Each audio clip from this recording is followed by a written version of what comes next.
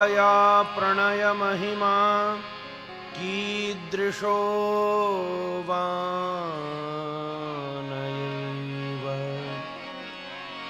स्वाद्यो येनाद्भुतमधुरिमा कीदृशो वामदीय सौख्यं चास्यामदनुभवतः कीदृशं वेत्ति लोभात् तद्भावाढ्यः समजनिसचिर्गर्भसिन्धौ हरिन्दु यो ब्रह्मरुद्रशुकनारदभीष्ममुख्यैः रालक्षितो न सहसा पुरुषस्य तस्य तद्यो हृदये वशीकरणचूर्णमनन्त सत्यम् तं राधिकाचरणरेणुमनो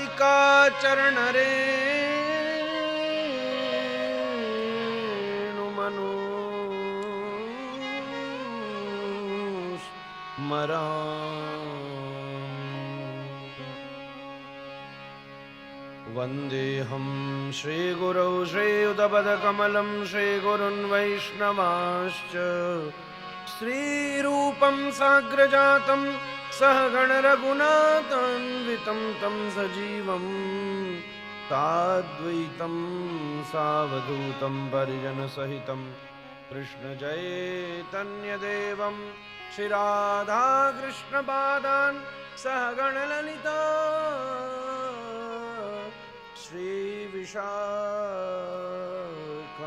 श्रीविशाखान्विताश्च हरे कृष्णा कृष्णा कृष्णा हरे हरे हरे राम राम राम हरे हरे हरे कृष्णा कृष्णा कृष्णा हरे हरे हरे राम राम राम हरे हरे हरे कृष्णा कृष्णा कृष्णा हरे हरे हरे राम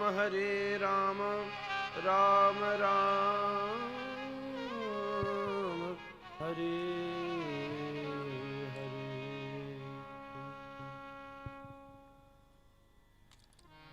श्री कृष्ण चैतन्य प्रभु नित्यानंद श्री कृष्ण चैतन्य प्रभु नित्यानंद श्री कृष्ण चैतन्य प्रभु नित्यानंद श्री कृष्ण चैतन्य प्रभु नित्यानंद श्री कृष्ण चैतन्य प्रभु नित्यानंद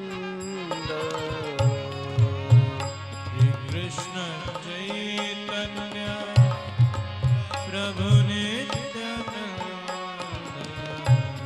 हरे कृष्ण हरे राम राधे गोविंद हरे कृष्ण हरे राम राधे गोविंद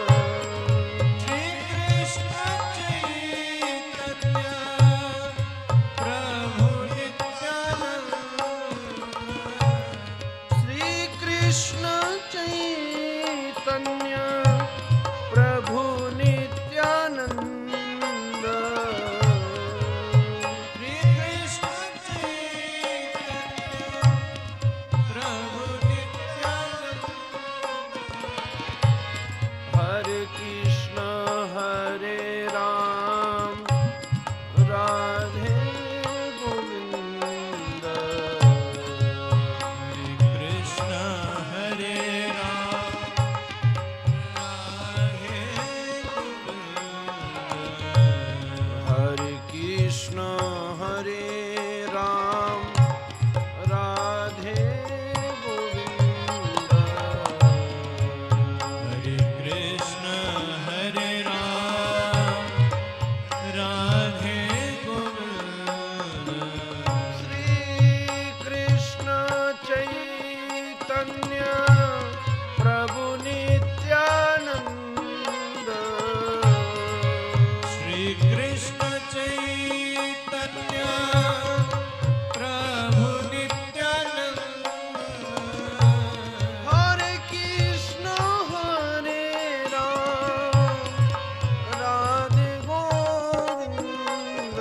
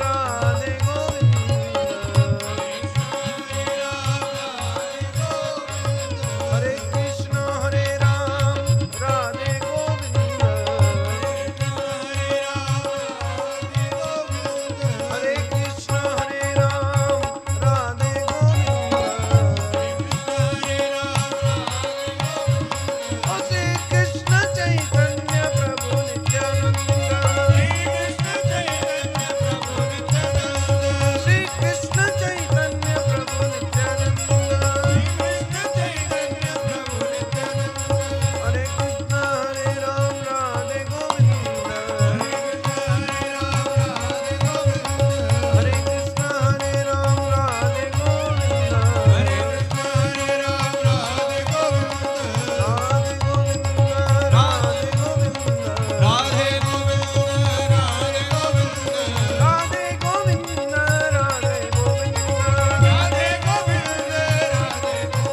राम राधे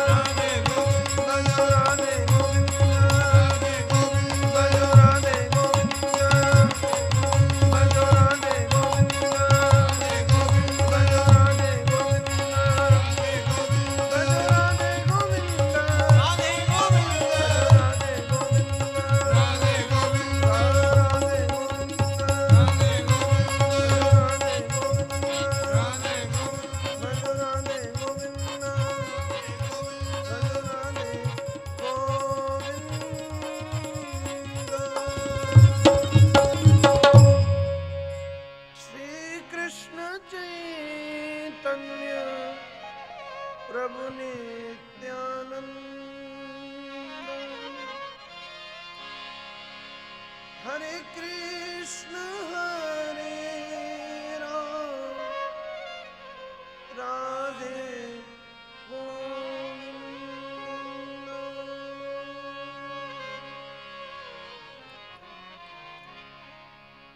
प्रेम से कहिए श्री राधा रमण लाल की। श्रीमद् भागवत भगवान की। श्री हरिनाम संकीर्तन की। समस्त संत महंत हरि भक्त वृंद की जय। जय जय राधे। निताई गौर हरि बोल। गौर प्रेमानंदे हरि हरि।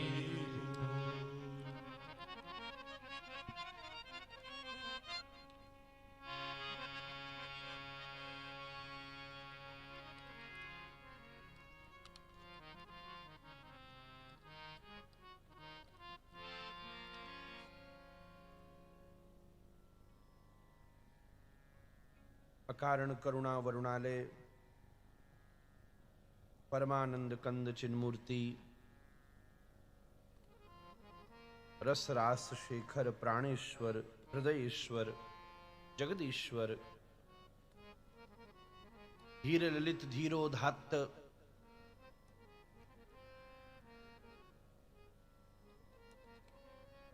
अखिल कला गुरो हो रसो वै सह श्री राधारमण लाल जी की अहेतु की कृपा से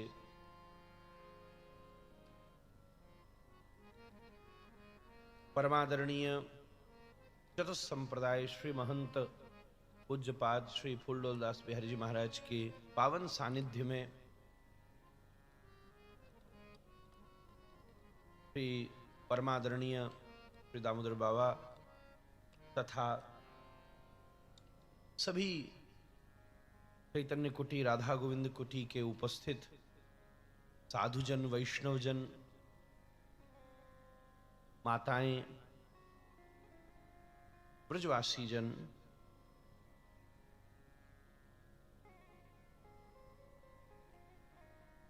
सभी हम सब मिलकर संत सेवी और स्वयं संत विशिष्ट पूज्यपाद दिव्य श्री विभूषित श्री गोविंदास भक्त माली जी महाराज के निकुंज प्रवेश महामहोत्सव के उपलक्ष्य में मंगलमयी श्रीमद् भागवत जी की रसमयी दिव्य विशुद्ध इसका भावास्वादन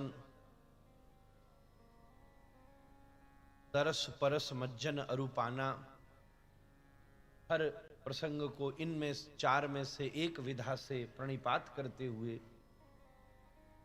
इस महोत्सव का आनंद कर रहे हैं। कल प्रारंभ हुआ ये सत्र आज प्रातःकालीन अपने द्वितीय सत्र पर उपस्थित है। महन जी का वैजयंती में जो उत्सव है वो भी आज से आपकी सन्निधि कृपा से प्रारंभ हो गया है। हमें एक मन में बात जरूर आई, महन जी इतनी सूचनाएं कर रहे थे, प्रसादी है, सब चीज है,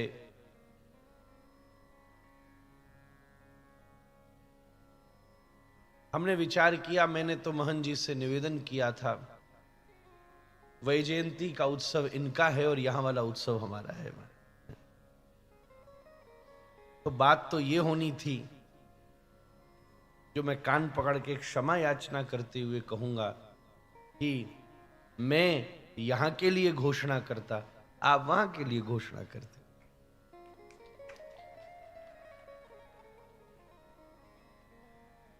खैर ये तो हमारी इनकी आपसी बात है।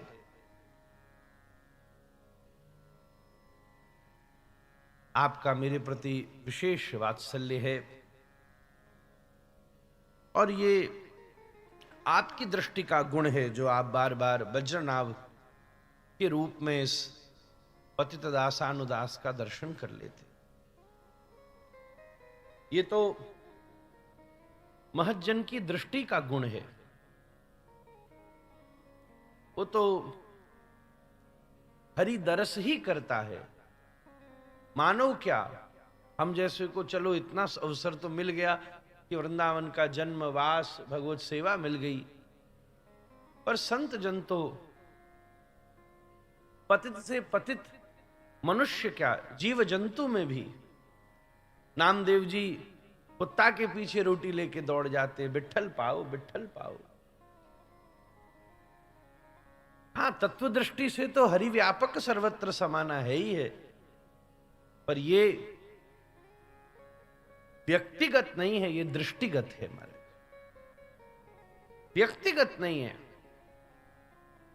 अब व्यक्तिगत का विचार किया जाए तो कई तो भगवत स्वरूप में भी भगवत सन्निधान नहीं कर पाते, सामने ही भगवान बैठे हो तो भी नहीं जान पाते, साक्षात विग्रह हो तो उसमें भी जड़ बुद्धि कर लेते हैं। और जड़ बुद्धि अगर दृष्टि में होती है तो व्यवहार में भी आ जाती है। अगर हम यही समझेंगे कि हमारे सामने तो केवल ठाकुर जी का चित्रपट है, तो फिर हम क्यों भोग लगाएं, क्यों उसे धरेंगे, क्यों ऐसे पकड़ेंगे।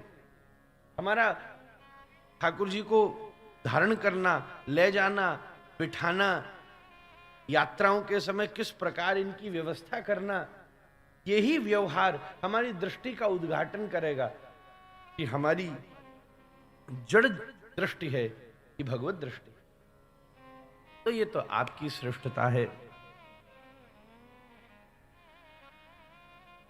सही बात तो ये है, हम सबका हृदय वज्र जैसा कठोर है। आप वज्रनाभ कह रहे हैं, हम सबका हृदय वज्र जैसा अत्यंत कठोर है। बस यही प्रार्थना है कि भगवान श्री कृष्ण के चरणों में जो वज्र का चिन्ह है वो हम सब के हृदय पर उनके चरणाघात से, चरण स्पर्श से है। गोपियां जैसे गोपी गीत में बार बार चरणाम बुरुहम स्तनेशु भीता सनई प्रिय दधि महिकर कसे, वो कृष्ण में हो जाए, कृष्णानुकूल हो जाए तो ये हृदय विगलित हो जाए। हालांकि आप वज्रनाव का स्मरण कर रहे हैं बार बार, क्या लीला है ये तो यही जाने। संतों की कहीं दृष्टि जाती है तो उसमें गंभीरता होती है। वज्रनाव जी के द्वारा ये ब्रज बसाया गया है। मुझे नहीं पता कि भजन में हमारे महंत जी को वज्रनाव जी कौन सी ऐसी भाव प्रदान कर गए हैं जो सतत उनका स्मरण आप कर रहे हैं। मैं जो अपनी युक्ति से विचार करूं तो इस ब्रज में पहली कथा वज्रनाभ जी ने ही सुनी है। स्कंद पुराण के महात्म्य में जो इसका संकेत है, और मैं अपने संबंध का निरूपण करूं महन जी, तो वो कथा महर्षि शांडिल्य ने सुनाई, और हम सब शांडिल्य गोत्रीय हैं। श्री राधा रमण जी के सभी गोस्वामी जन हम सब गोत्र की दृष्टि से नंद बाबा के कुलगुरु और वेद के भी अधिष्ठाता, वेद का जिनमें प्रवेश है, और भक्ति सूत्र के स्थापक, और वज्रनाभ जी को संपूर्ण ब्रज का संकेत करते हुए कथा के माध्यम से पुनः ब्रज की स्थापना करते हुए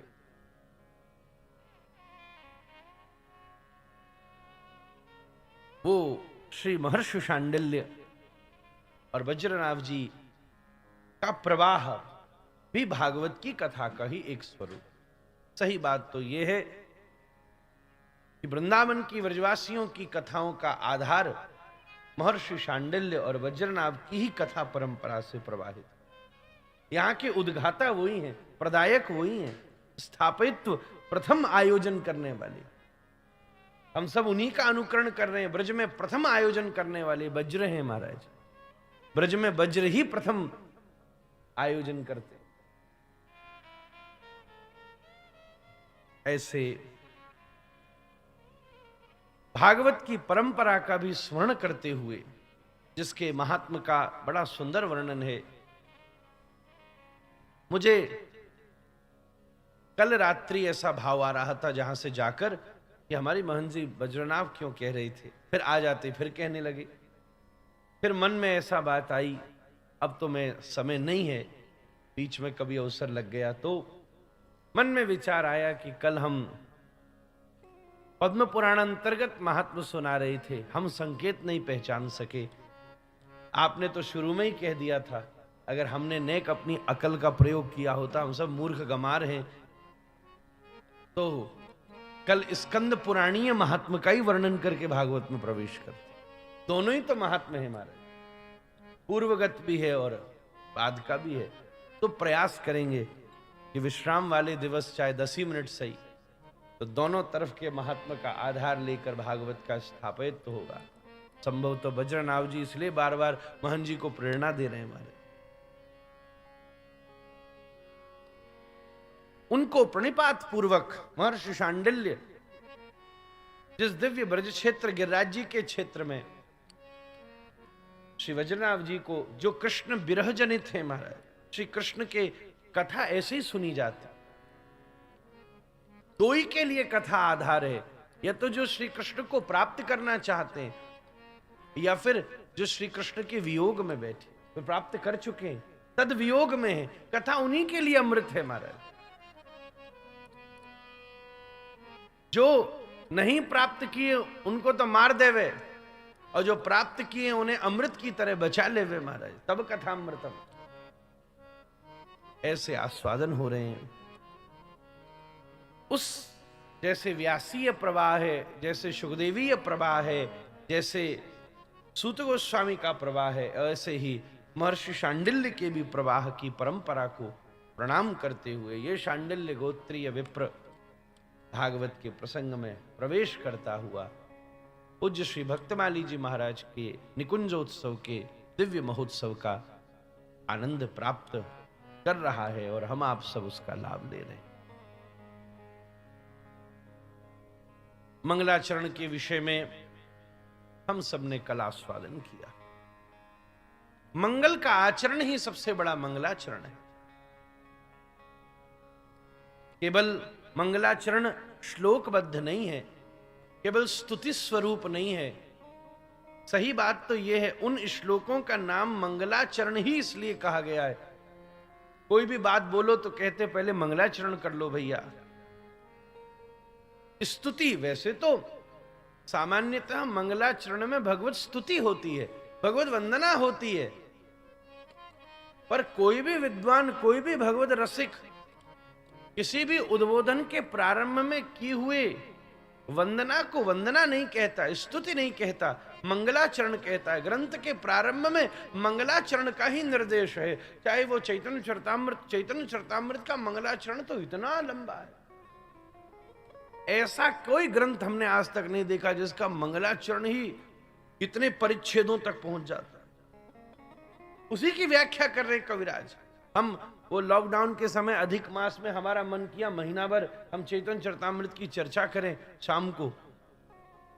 हम ऐसी व्याख्या में उलझ गए महन जी, 25 दिन तो मंगलाचरण की व्याख्या होती रही मारे, अब 5 दिन में फिर चैतन्य चरितामृत को क्या कहा जाए, प्रणाम किया। ऐसा सिद्धांत निरूपण हुआ है। कैसे एक एक तत्व को प्रणाम कर रहे हैं। भागवत जी का मंगलाचरण वैश्विक मंगलाचरण है।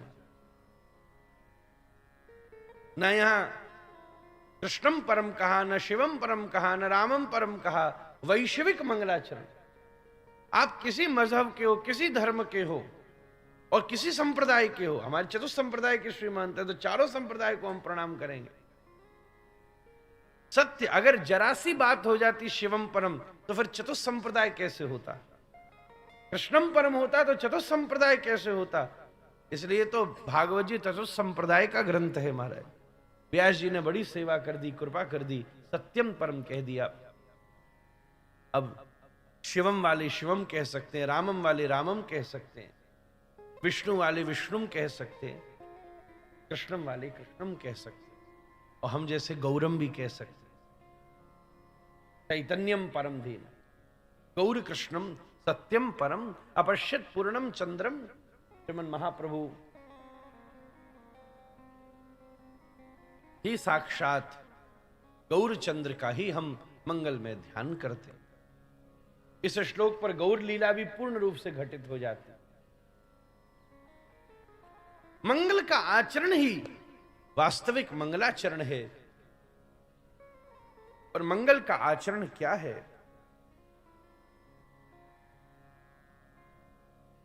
कस्यचित् किमपि नो हरणीयम्, मर्म वाक्यमपि नोच्चरणीयम्, श्रीपते पाद युगम स्मरणीयम्, और लीलया भव सागर तरणीयम्। ये मंगलाचरण। आचरण का अर्थ है उसका अभ्यास हो।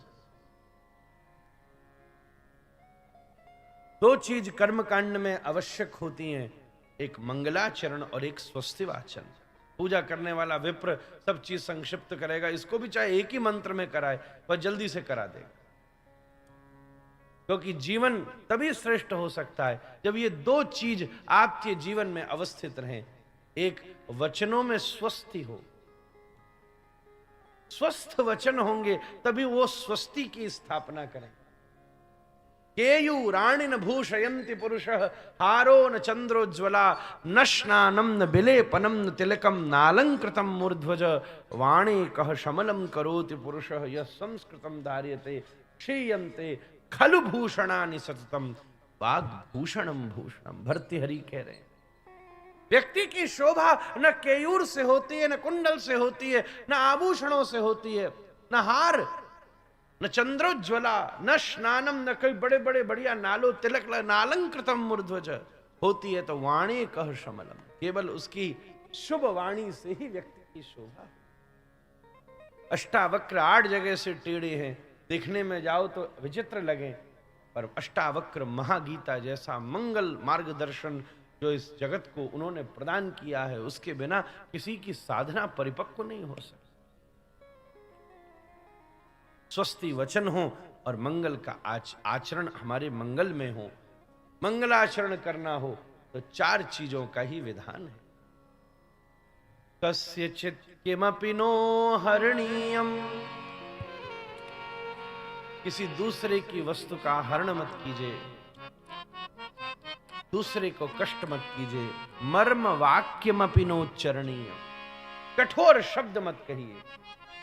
और इन दोनों के बाद भी श्रीपते पाद युगम स्मरणीयम, हमारे श्रीपति, हमारे श्री राधा वल्लभ लाल श्रीपति, हमारे श्री बांके बिहारी लाल, हमारे श्री गोविंद देव जी, गोपीनाथ जी, जहां आपकी श्रद्धा निष्ठा टिक रही, हम तो कहेंगे हमारे श्री राधारमण लाल महाराज। पाद युगम स्मरणीय, उनके चरणार बिंदों का सतत स्मरण करते हुए, और लीलया भव सागर तरणी, यही मंगल का आचरण है। इस भव सागर को पार करने के लिए जीव उद्देश्य करते हुए यहां रहे। यहां इसलिए न रहे कि यहां रह जाए, यहां इसलिए रहे कि यहां से पार हो जाए। कोई नदी में उतरता है तो नदी में रहने के लिए नहीं उतरता, नदी को पार करने के लिए उतरता है। लीलया भव सागर तरणी, कैसी मंगलमयी व्यवस्था है। ऐसे मंगलाचरण का प्रणाम कल सौभाग्य से हम सब ने किया। श्री भागवत जी के मंगल में प्रसंग में व्यास जी प्रवेश करते हैं। नैमिषे निमिष क्षेत्रे ऋषयः शौनकादयः तत्रं स्वर्गाय लोकाय सहस्र सममासत। नैमिषारण्य क्षेत्र में जो भगवान के द्वारा स्थापित सत्संग के लिए उचित स्थान है महाराज।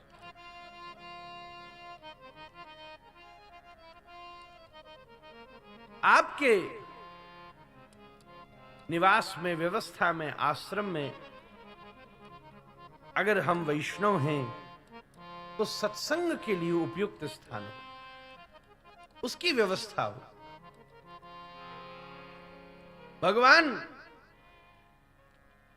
उसी सत्संग के परिवेश में ही प्राप्त हो सकते। ऐसा नैमिषारण्य क्षेत्र जहां कथा सुनते सुनते शौनक ऋषि अपनी पलक झपकना भी भूल गए।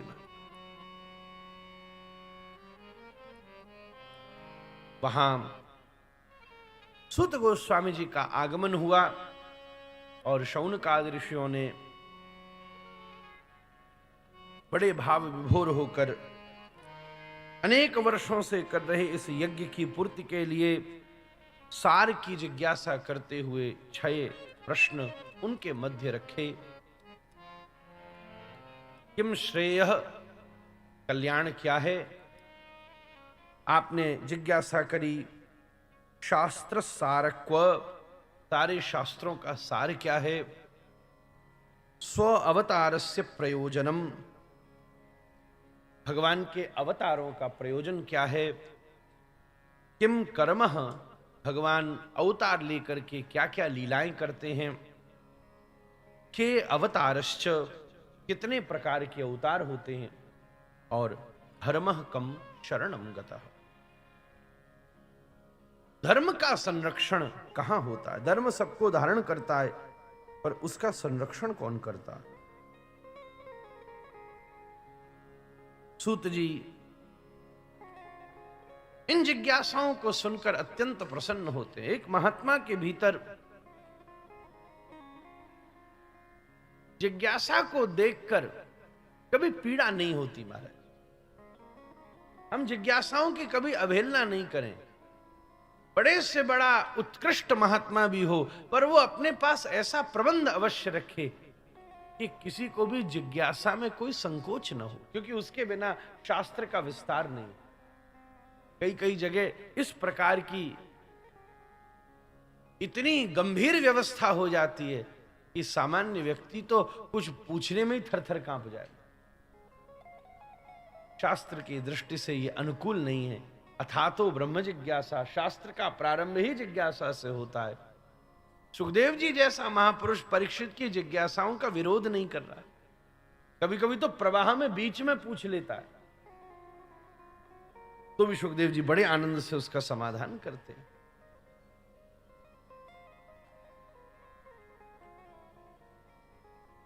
बड़े प्रसन्न हो गए सूत गोस्वामी जी। इस योजना से नहीं आए थे, कोई योजनाबद्ध कथा नहीं थी, वो तो घूमते फिरते चले आए महाराज। सुखदेव जी की भी कथा कोई योजनाबद्ध नहीं थी, ये कथा भी कोई योजनाबद्ध नहीं थी। और जो कथा योजनाबद्ध, हमारी योजनाबद्ध नहीं होती, वो श्री कृष्ण योजनाबद्ध होती है।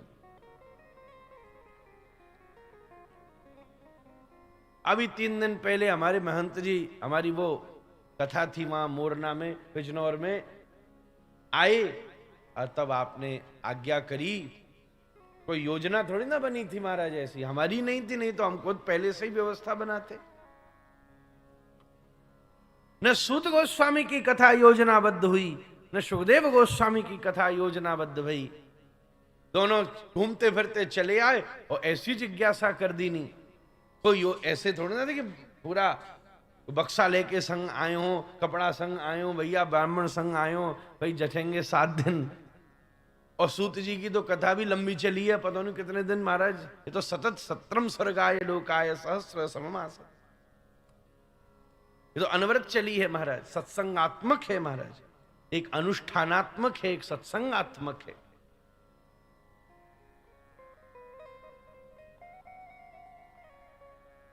ऐसी ठाकुर जी की कृपा यहां भी हो गई। एक बात पक्की है, जहां जीव की योजना काम करे वो कार्य छोटा होता है, जहां श्री ठाकुर जी की योजना काम करे वो भगवान की प्रसन्नता का द्योतक हो। हमारी योजना तो धराशायी हो जाती है, ठाकुर जी की योजना काम कर जाती है। तब श्री सूत गोस्वामी जी सबसे पहले गुरुवंदना पूर्वक श्री गुरुदेव शुकदेव को 2 श्लोकों में प्रणाम करते हैं। यम प्रव्रजन्तमनुपेतमुपेत कृत्यम द्वैपायनो विरह कातर आजुहाव पुत्रेति तन्मयतया तरवो विनेदु तं सर्वभूत हृदयं मुनिमा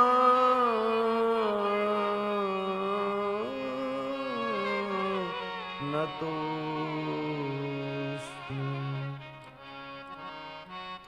यस्वानुभावमखिल श्रुतिसारमेकम् अध्यात्म दीप मतितितीर शताम तमोन्धाम संसारिणाम करुणयाः पुराण गुह्यम तम व्यासून मुपयामि गुरुम मुनीना।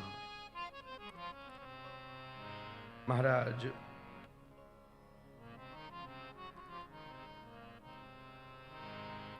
पहले श्लोक में सुखदेव जी की पूर्व भूमिका का वर्णन करते हैं और दूसरे श्लोक में भागवत जी के अध्ययन के बाद की वंदना करते हैं। ये दो श्लोक अलग अलग हैं। पहले श्लोक में जब घर छोड़ करके गए, यम प्रव्रजंतम अनुपेत भवेत कृत्यम, जब हृदय में वैराग्य की जागृति हुई, और दूसरे श्लोक में जब हृदय में अनुराग की जागृति, यस्वानुभाव अखिल श्रुत सारमें।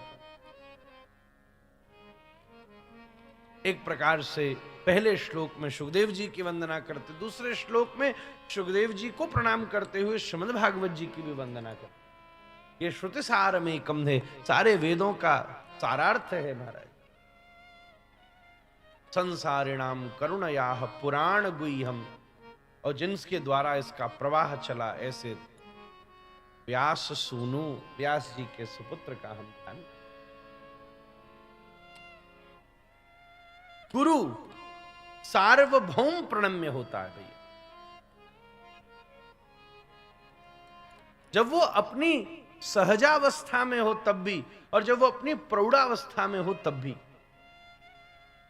हम अगर किसी को गुरु को तत्व रूप में अनुभव कर रहे हैं महान जी, तो केवल उसके तत्वबोध के बाद ही वो प्रणम्य नहीं होगा, बल्कि सतत प्रणम्य है, हर परिवेश में प्रणम्य। वल्लभ संप्रदाय में, अब हम तो चारों संप्रदाय की बात करेंगे, चतुर्थ संप्रदाय के महंत बैठे हैं और उनकी उपसंप्रदायों की भी चर्चा होगी। वल्लभ संप्रदाय में कोई गोस्वामी का अभी गोदी वाला बालक भी क्यों ना हो, जो खुद भी नहीं जानता कि वो कौन है, फिर भी उसमें श्री वल्लभ महाप्रभु के ही स्वरूप का सन्निधान करके उसको प्रणाम किया जाता। गुरु सतत सार्वभौम रूप से प्रणम्य है महाराज, चाहे वो सामान्य अवस्था में हो या अत्यंत प्रौढ़ावस्था में हो। पहले श्लोक में तो जब एकदम घर छोड़ करके गए, उस स्वरूप को भी श्री सूत गोस्वामी प्रणाम। पीछे पीछे पिताजी गए और आगे आगे व्यास, आगे आगे सुखदेव जी। नारायणं नमस्कृत्य नरं चैव नरोत्तमं देवीं सरस्वतीं व्यासं ततो जयमुदीरयेत्। नर नारायण भगवान को, भगवती सरस्वती को प्रणाम करके जय शास्त्र का अनुमोदन करते हैं। अष्टादश पुराणेषु रामस्य चरितम महत् जयेति नमचेतेषां प्रबध्यन्ति मनीषिणा। जय किसको कहते हैं? 18 पुराण, रामायण और महाभारत, इन सबको जय शास्त्र कहा जाता है। अष्टादश पुराणेषु रामस्य चरितम महत्, महाभारत, इसको जयेति नमचेतेषां, ये सब जय शास्त्र है हमारे। महाभारत का तो पुराना नाम ही जय शास्त्र था, महाभारत तो बाद में रखा गया। इसलिए जब हमारे यहां जय जयकार होती है तो वो केवल जीत की जय जयकार नहीं है महाराज। कोई युद्ध नहीं चल रहा है, हम बोले जय जय श्री राधे। यहां संकेत ये है कि हम जिसका स्मरण कर रहे हैं वो शास्त्र सम्मत है महाराज। हम बोले जय जय श्री राधे तो पुनरोक्ति है, अर्थात दो बार, अनेकों बार ये प्रिया जी का नाम शास्त्र सम्मत है, पुराण सम्मत है। अगर पुराण सम्मति नहीं होगी, शास्त्र सम्मति नहीं होगी, तो उसका स्मरण निरर्थक हो जाएगा महाराज। अब मजे की बात यह है, लोग कई उनकी जय जयकार करते हैं जिनके पुराण क्या हमारे धर्म से भी मतलब नहीं है। हमारे स्मरणीय कौन है? या तो जितने वैदिक अनुमोदन करने वाले महापुरुष हैं, उनका इन 3 शास्त्रों में वर्णन है। या तो वो पुराणों में मिल जाएंगे, सार्वभौम पुराणों में उस वैश्विक परंपरा का कहीं ना कहीं संकेत होगा। सारे दैव समूह पुराणों में प्राप्त हो जाएंगे। अरे ब्रह्म वैवर्त पुराण तो सारी लीलाओं से, वृंदावन की कितनी लीलाओं का उसमें संकेत है। अष्ट सखियों का नाम कहीं हवाबाजी में थोड़ी ना आया, शास्त्रों से ही तो उतरा है। प्रिया जी की कितनी लीलाओं का, पूरी लीला जन्म आदि तक का संकेत हमारे यहां।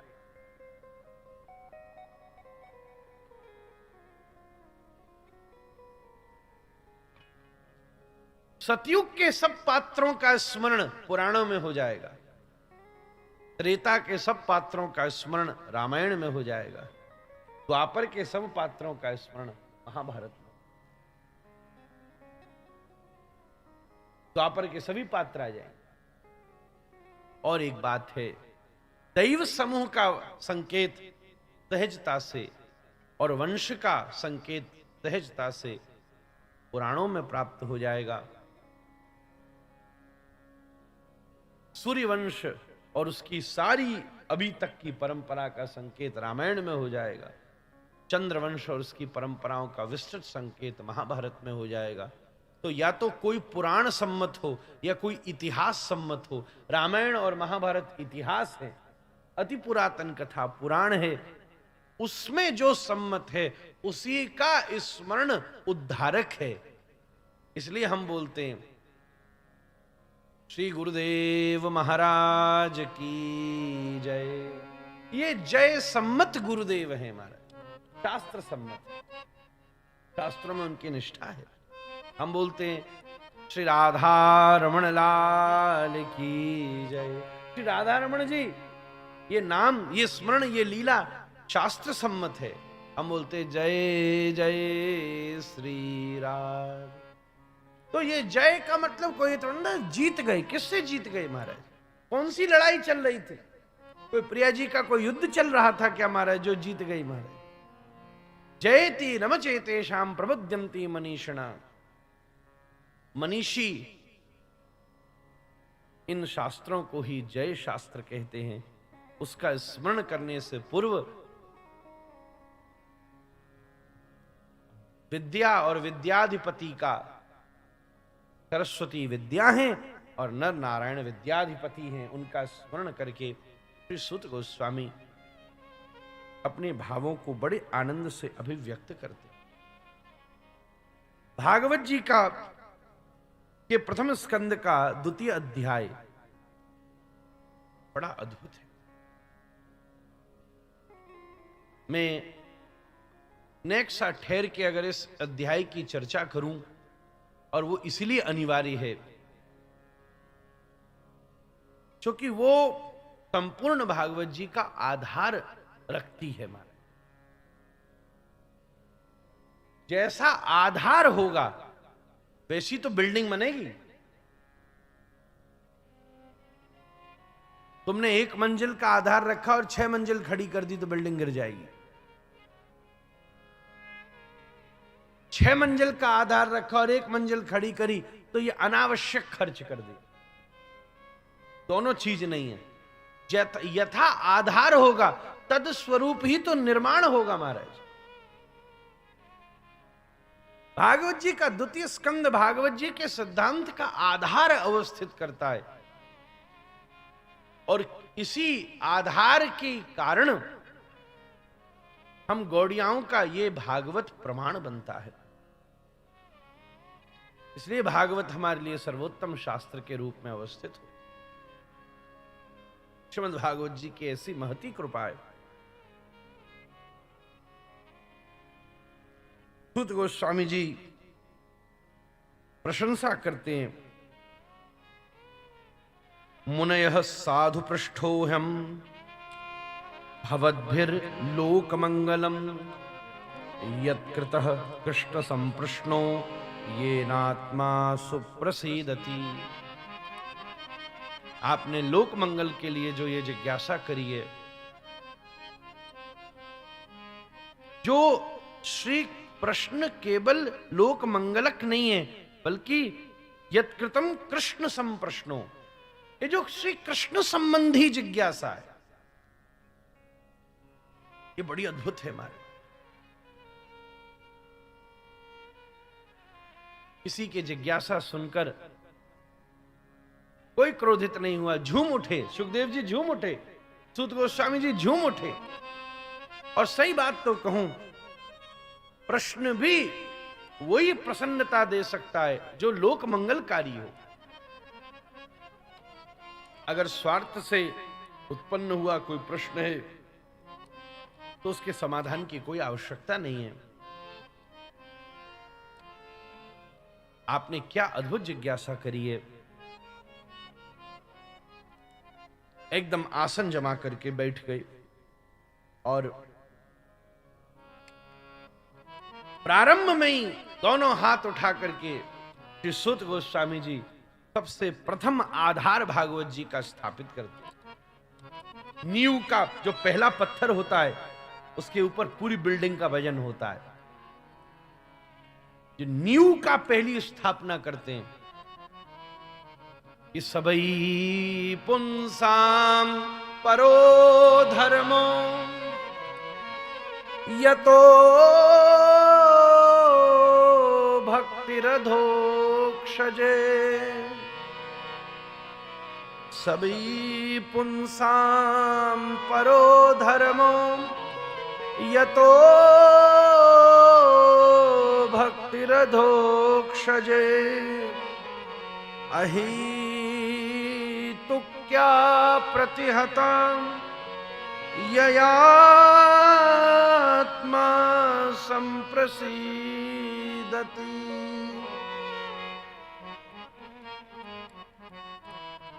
सबई पुंसाम परो धर्मो,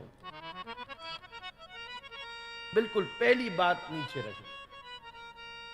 हम सब बात करेंगे, यह लोक परलोक की चर्चा करेंगे,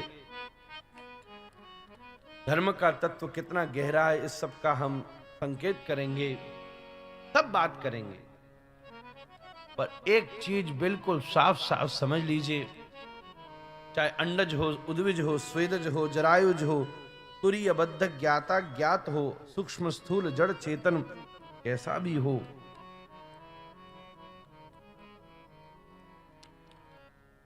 उस सब के लिए अगर कोई परम धर्म है तो वो भगवान के मंगल चरणार विंदों के प्रति अहेतु की, अटल और अचल ये भक्ति की मंगल स्थापना हो। सब करे और उसके बाद भी सर्व धर्म का पालन करते हुए आप कहोगे अच्छा केवल भक्ति करें तो और कुछ नहीं करें। हर कार्य करने के साथ साथ भी मूल आधार में भगवत भजन करे महाराज। क्या महात्मा सब नहीं कर रहा है महाराज? सब व्यवस्था भी देख रहा है, आयोजन भी कर रहा है, आश्रम भी संभाल लिया, भंडारा भी कर रहा है। अरे तुम्हारे तो 2 ही बच्चा हैं, 4 बच्चा हैं, संत के 10-10 हजार बच्चा है महाराज। और बताओ, सब साधु समर्पित होकर बैठे हैं, सबका पोषण कर रहा है। केवल 6 कमरा के एक मकान को संभालने में बड़े बड़े की खोपड़ी इनका दर्द हो जाता है। 600 कमरा के स्थान एक लंगोटी बांधने वाला महात्मा संभाल लेता है। उसके बाद भी व्यवस्था में तुमसे हजारों गुना बड़ा होने के बाद भी महात्मा है, क्योंकि हर कार्य में उसका जो सबसे प्रधान कार्य है वो है अहेतुक्या प्रतिहत।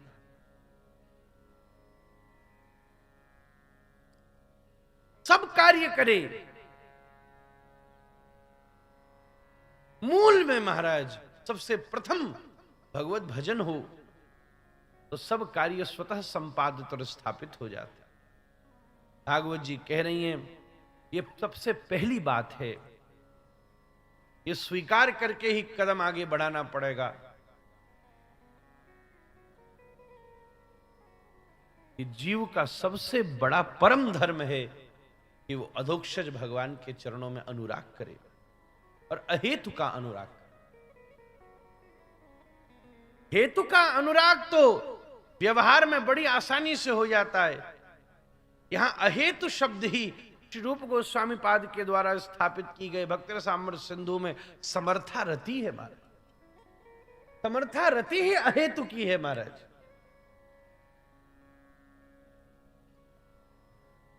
प्रहलाद जी को षण्णामर्क बहुत समझाते हैं, अरे छोड़ दे इनको, क्यों नारायण नारायण करता है, क्यों भजन करता है। अपने पिता को देख, हिरण्यकश्यपु कितना सुंदर है महाराज, क्या रूपवान है, और उनको देखो श्याम वर्ण के 4 हाथ से बस विराजमान है। आधे तो कहते हैं वो निर्गुण हैं।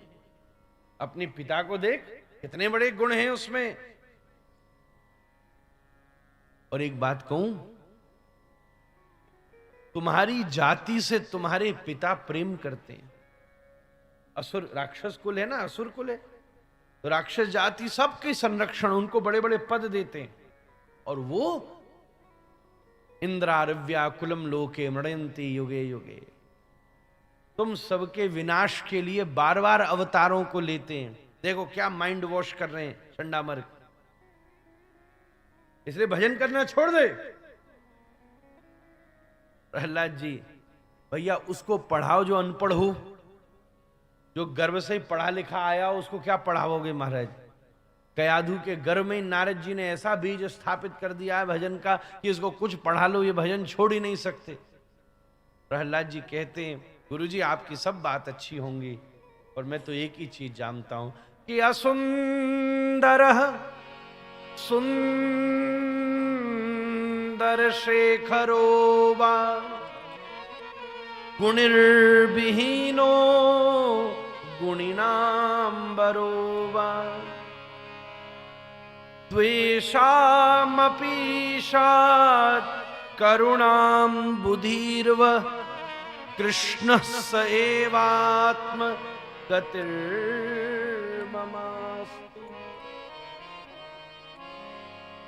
आप कह रहे हो तो आपकी बात तो मैं नहीं काट सकता। आप कह रहे हो वो असुंदर हैं, ये नहीं कहा कुरूप हैं।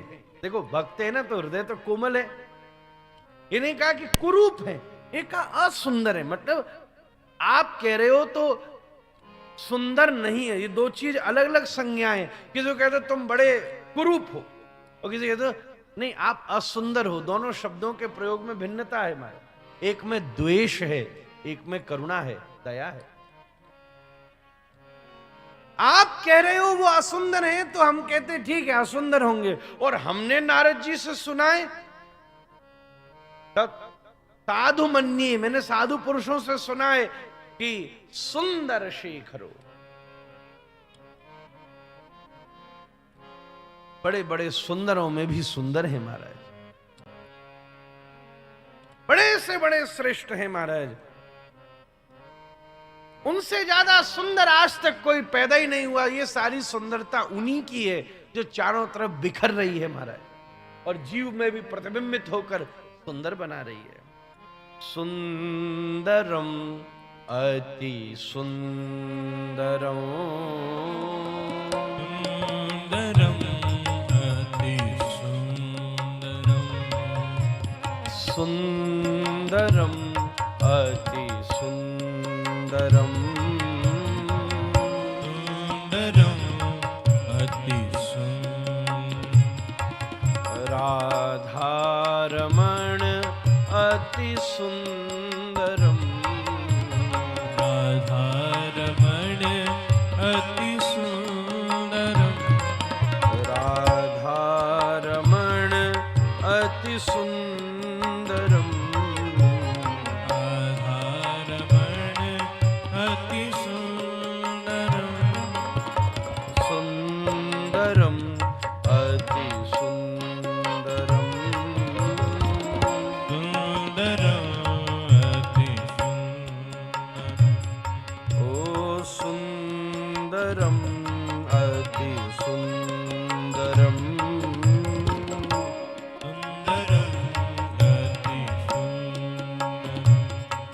राधारमण नखा कंठुला सुंदरम ओ सुंदरम अति सुंदरम सुंदरम अति सुंदरम असुंदर सुंदर शेखरो वा। प्रहलाद जी बोले, महन जी आप कह रहे हो तो आपकी बात क्यों काटूं, आपसे पढ़ने आया हूं। गुणिर विहीनो, उनमें कोई गुण नहीं होगा। या हमने नारद जी से सुना है गुणिनाम वरुवा, ये सारे उन्हीं के गुण हैं जो जगत में व्याप्त हैं। आप कह रहे हो द्वेषाम अपि स्यात्, कि वो हम सबसे द्वेष करते हैं। मैं आपकी बात नहीं काट सकता, पर मैंने नारद जी से सुना है कि करुणाम बुधिर्व, वो द्वेष नहीं कर रहे, वो करुणा कर रहे। कोई डॉक्टर इंजेक्शन लगाए, बच्चा को लगता है कि ये मेरा सबसे बड़ा दुश्मन है, इसलिए मैया उसको डॉक्टर का ही डर डराती है। देख आप बुलाऊं डॉक्टर को भी, सुई लगवाऊं। और डॉक्टर कोई द्वेष में थोड़ी ना सुई लगाता है, वो तो करुणा में लगाता है, वो तो इलाज के लिए करता है।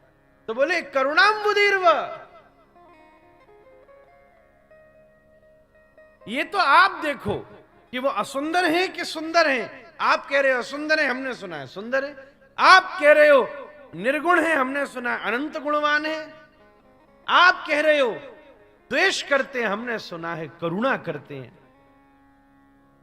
ये तो मैं ज्यादा नहीं जानता, पर इतना जानता हूं कृष्णस्य एवात्मगतिर्मम। अगर मेरी मन की, मेरी तन की, मेरी हृदय की, मेरी अंतःकरण की कहीं गति है, वृत्ति है, कहीं उसका प्रवाह है, जैसे जल का स्वतः प्रवाह ढलान की तरफ होता है, समतल भूमि पर भी जल डाल दो तो जल उसमें भी ढलान खोज लेता है। मोहन जी सामने देखो तो ऐसा लगेगा सब बराबर ही तो है, पर जल डाल दो तो बराबर में भी वो हल्का आधे इंच का भी फर्क होगा फर्श पर, तो जल एकदम नाप बता देगा। कहीं भूमि का काम चल रहा हो तो और देखना हो भूमि समतल है कि नहीं, तो मिस्त्री सबसे पहले पानी डाल के ही चेक करता है कि कहां जा रहा है प्रवाह, उससे ढलान का उसका स्वतः प्रवाह है कि वो ढलान खोज लेता है। ऐसे ही गुरुजी मैं क्या करूं, मेरे मन की गति श्री कृष्ण चरणों में ही है। अब सुंदर हैं असुंदर हैं, अब जो हैं तो वो होंगे, ये तो वो जाने महाराज, हम तो केवल उन्हीं को जानते हैं, इससे ज्यादा कुछ। सबई पुंसाम परो धर्मो यतो भक्तिरधोक्षजे। ज्यादा तो मैं नहीं जानता, पर मैंने संतों से बिल्कुल सही सुना है महाराज, बिल्कुल साफ सुना है, स्पष्ट सुना है।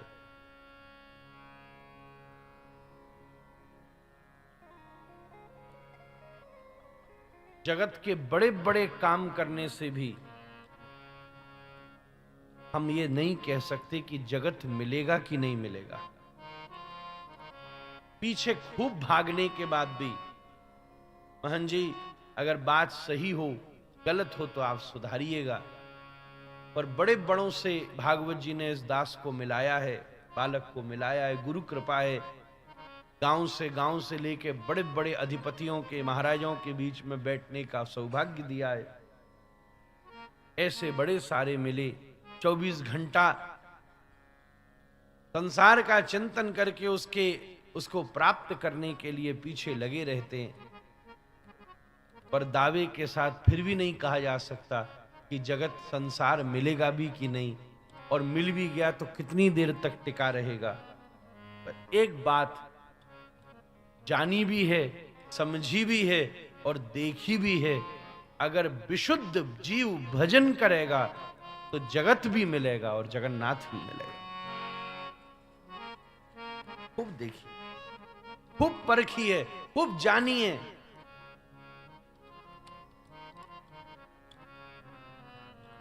इतना पीछे लगे रहो महाराज, फिर भी ये थोड़ी सी दूर ही लगती है।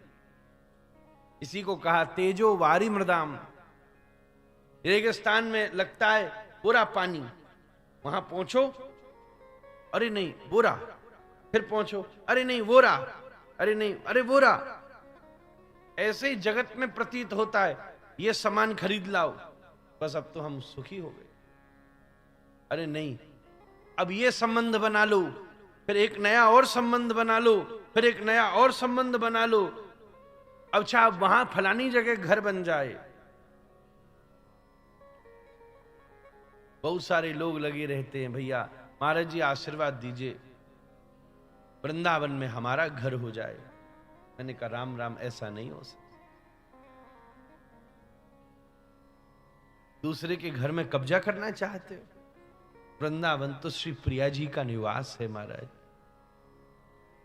सही बात है, महात्मा इस बात का अनुभव करते हैं। जो केवल बसने के लिए आया हो वो ढूंढता है बड़े बड़े प्लॉट, फ्लैट, मकान। वृंदावन में भजन वही कर सकता है जो किसी न किसी संत के आश्रय में रहता हो। संताश्रय के बिना भजन नहीं हो सकता। कहीं सेवा करते हुए भजन, तभी निराभिमानता का अभ्यास होगा। नहीं तो यहां भी झंझट में फंस जाओगे, मेरा मकान है, अरे अभी मैं पेंट कराऊं, मैं बिजली का बिल भरूं, दूसरा ये टाइल फूट गया फिर लगाओ, कमाल हो गया। ये तो फिर दिल्ली बंबई में कर लेते महाराज। भजन तो तभी हो सकता। बड़े बड़े देखे हमने, जगत के पीछे खूब भागे, पर जगत भी उनके हाथ नहीं लगा। पर सामान्य से सामान्य भजनानंदी को देखे, जगत भी मिला और जगन्नाथ भी मिला। तबई पुंसाम परो धर्मो यतो भक्ति रधो। क्या नहीं मिला? भागवत जी में कथा आती है, नवम स्कंद में, परम भागवत श्री अम्बरीश जी क्या करते अम्बरीश? तबई मनः कृष्ण पदारविंदयो पचांसि वैकुंठ गुणानुवर्णन। क्या करते हैं महाराज? मन सतत भगवान के स्मरण में रहता है, श्री कृष्ण का चरणों का स्मरण करता रहता है। वाणी भगवान के गुणों की चर्चा करती रहती। करो हरेर मंदिर मार्जनादो। ये हाथ में तलवार नहीं है, भक्त अम्बरीश के हाथ में तो सोहनी रहती है महाराज। अम्बरीश जी की सबसे बड़ी सेवा क्या है कि वो मंदिर में झाड़ू लगाते हैं, सेवा करते हैं, हाथ से मंदिर का मार्जन करते हैं। कई लोग यहां बाहर से आए हैं, मैं निवेदन करूं, आप किसी मंदिर में जाएं, माला फूल तुलसी पत्र पुष्प ले जाएं, बड़ी ठाकुर जी की कृपा है आपके ऊपर।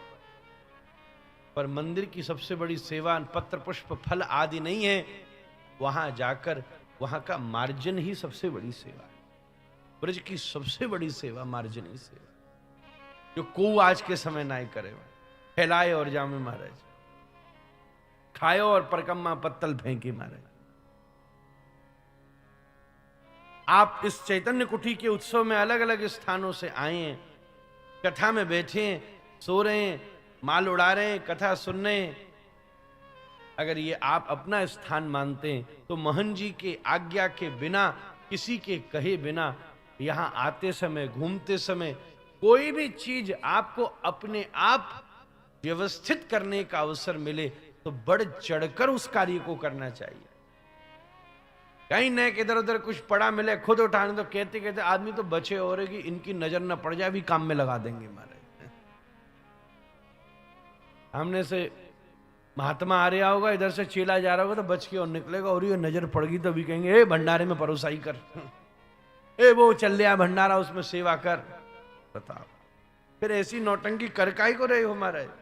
पहुंच लो ना तिलक, छोड़ दो ना माला, कंठी उतार दो, वो भी धोखे में नहीं रहेगा। कम से कम पता तो चलेगा कि ये सच में गया उधर का। धोखे में रख के खेल चल रहा है। माला तिलक बेस भी धारणे की हम इन्हीं के चेला हैं, नाम के चेला है महाराज। सेवा कर नहीं रहे, सेवा ले और रहे महाराज। हम कितने स्थानों पर गए, उल्टा ही दिखता है, बेचारे गुरुजी चेलान की सेवा में लगे रहते हैं। चेला मस्त अपने कमरा में पड़े हैं, एसी चलाई के, टीवी खोल के, वृंदावन के आस। गुरु जी लग रहे चेलान की सेवा में। होनो तो उल्टा चाहिए महाराज। गुरुदेव मस्त मौज रहे। अरे महाराज, करऊ हरिर मंदिर मार्जना दो, श्रुतिम चकार श्रुतवत कथोदय। अबरीश जी क्या करते? कथा सुनते। माया भी मिली, माया पति भी मिला। राजवंशी और छोटा मोटा वंश नहीं, चक्रवर्ती सम्राट। आहा, भजन करने वाले को जगत भी मिला और प्रत्यक्ष जगन्नाथ भी प्राप्त कर दे। इसलिए कह रहा हूं, सबई पुंसाम परो धर्मो यतो भक्ति रदो। क्या नहीं,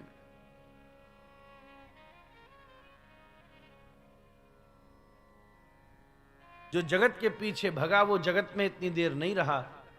जो जगन्नाथ के पीछे भगा वो जगत में सार्वभौम विद्यमान रहा। आज हम करोड़ों वर्षों के बाद भी भक्त अम्बरीश को प्रणाम कर रहे हैं। मेवाड़ की परंपरा में बड़े बड़े राजवंश हुए, कौन किसका नाम जानता होगा?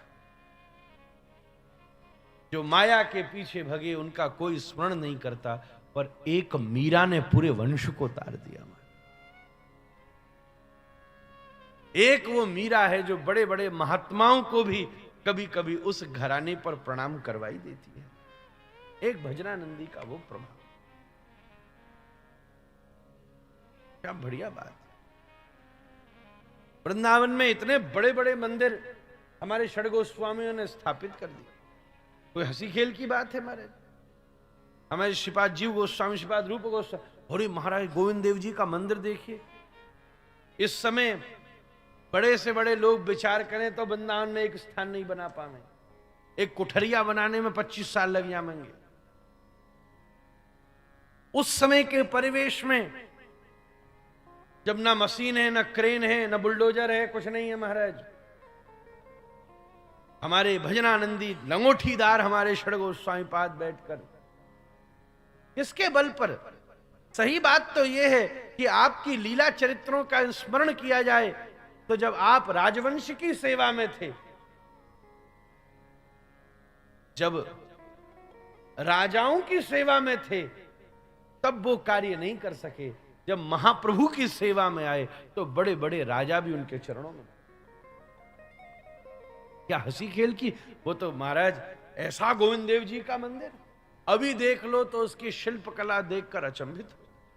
हम जानते हैं हमारे श्री गोपाल भट्ट गोस्वामी जी महाराज उस समय हमारे पूर्व आचार्यों ने, अब हम लोग सोच के कोई एक नेक्सा थामड़े या फर्श ही सोचे तो 15-15 दिन की योजना बनानी पड़ती है, उसके बाद भी विचार करना पड़ता है, अवसर ढूंढना पड़ता है।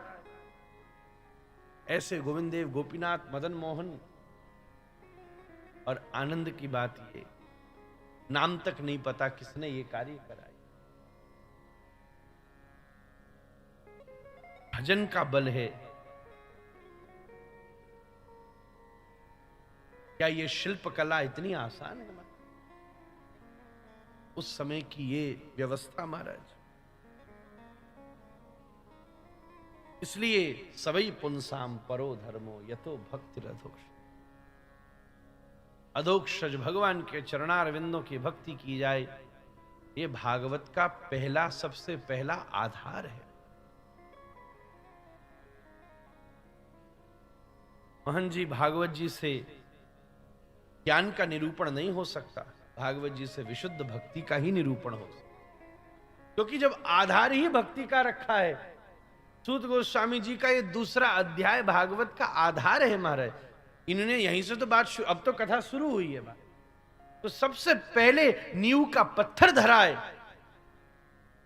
दोहरा दोहरा करके ये बात कही है कि वासुदेवे भगवती भक्ति योग प्रयोजितः जनयत्याशु वैराग्यम ज्ञानम च यदहैतुकम्।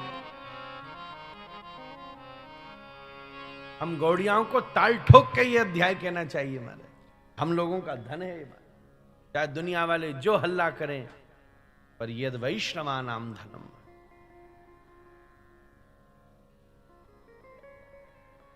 इसका वास्तविक उद्देश्य भगवत भक्ति की ही मंगलमयी, दिव्यमयी, आनंदमयी, चैतन्यमयी भक्ति की स्थापना है। क्या बात कह रहे हैं। ज्ञान और वैराग्य प्रयास नहीं है, ज्ञान और वैराग्य तो प्रसाद है मां। महन जी, बड़े से बड़ा पढ़कर के भी उसमें शिक्षा बहुत हो सकती है, उसमें सूचना बहुत हो सकती है। ज्ञान के विषय में प्रश्न करना पड़ता, वो शास्त्रज्ञ है, ज्ञानी है कि नहीं, ये प्रश्न करना। गोपी कितनी शास्त्रज्ञ है, ये विचार करना पड़ेगा। पर गोपियों जैसा ज्ञानी आज तक कोई प्रकट नहीं हुआ। बुध मनोज्ञ ऐसे ऐसे शब्दों का प्रयोग किया है। विधि करी रिमा, वैराग्य प्रयास से प्राप्त नहीं होता, वैराग्य तो भगवत कृपा के प्रसाद से प्राप्त। ये तो परिणाम है, ये तो प्रसाद है। श्रीमन महाप्रभु गया जाकर श्री मधुसूदन भगवान के चरणार बिंदों का दर्शन करते। कोई कोशिश थोड़ी ना करी कि पहले दिन सीधे जी ने कपड़ा पहने, फिर थोड़े समय के बाद में कुर्ता उतार के घूमे, फिर धोती उतार के घूमे, फिर बैरागी बाबा जी। तो प्रसाद है। सूत गोस्वामी कह रहे हैं, वासुदेवे भगवती भक्ति योग प्रयोजित जनयत्याशु वैराग्यम ज्ञानम च यद हेतुकम। और ये तो देखी दिखाई बात है।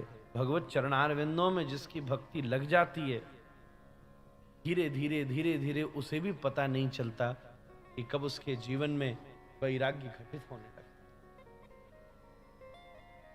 उसकी वाणी में ज्ञान का परम अनुभव प्रकट हो जाता।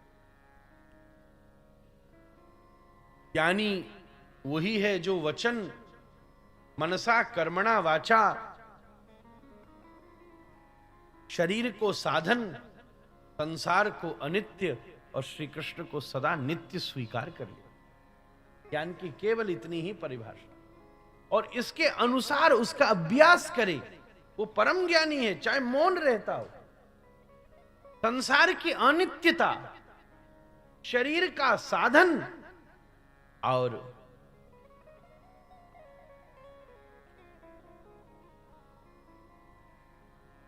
भगवत सन्निधि, भगवान की पूर्णता, परिवेशता, प्राकट्यता की स्थापना की, यही उसका मंगल परिणाम। श्री कृष्ण गोविंद हरे मुरारी, हे नाथ नारायण वासुदेव। गोविंद हरे मुरारी, हे नाथ नारायण वासुदेव। कृष्ण गोविंद हरे मुरारी, हे नाथ नारायण वासुदेव। कृष्ण गोविंद हरे मुरारी, हे नाथ नारायण वासुदेव।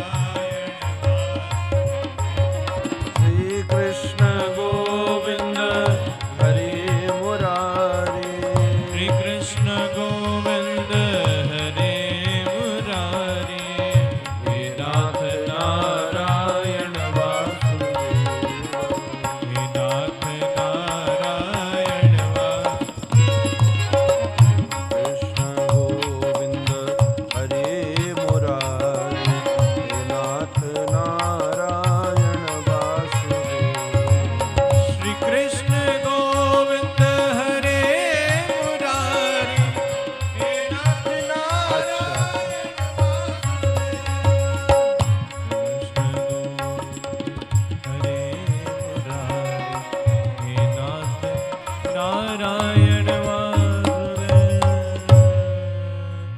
श्री राधा रमण लाल की।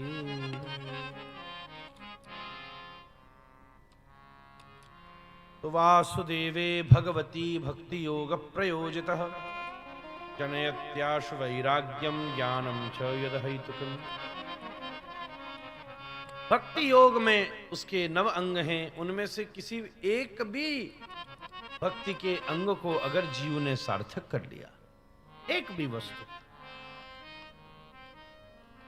तो अपने आप उसको वैराग्य की और ज्ञान की, आपने केवल श्रवण अभ्यास भी कर लिया। भाई हम वृंदावन में रहेंगे और कुछ हो चाहे नहीं हो, पर बैठ करके नित्य कथा जरूर सुनेंगे। एक नियम पक्का हो, जितने दिन वृंदावन रहे नित्य कथा का सन्निधान प्राप्त हो, कहीं कैसी भी हो, ये श्रवण भक्ति भी साध ली, तो अब कथा सुनोगे तो नई नई चीज सुनने को मिलेंगी, हमारी शिक्षा बढ़ेगी, विद्या बढ़ेगी, कोई ना कोई बढ़िया बात मिलेगी। अब जो बात जैसा संग मिलेगा वैसे ही चिंतन मिलेगा, तो ज्ञान भी प्रसाद में मिलेगा। और एक चीज बताऊं, अब कथा में बैठोगे तो बातचीत कर नहीं सकते, हिलडुल चल नहीं सकते, खा पी सकते नहीं हो, फोन प्रयोग में नहीं आएगा, तो अपने आप पूरा नहीं तो 2-2.5 घंटे के तो बाबा जी सभी हो जाते हमारे, कोई और काम करना नहीं। इसलिए वासुदेवे भगवती, श्रवण भक्ति हो, श्रवण नहीं तो कीर्तन भक्ति हो महाराज।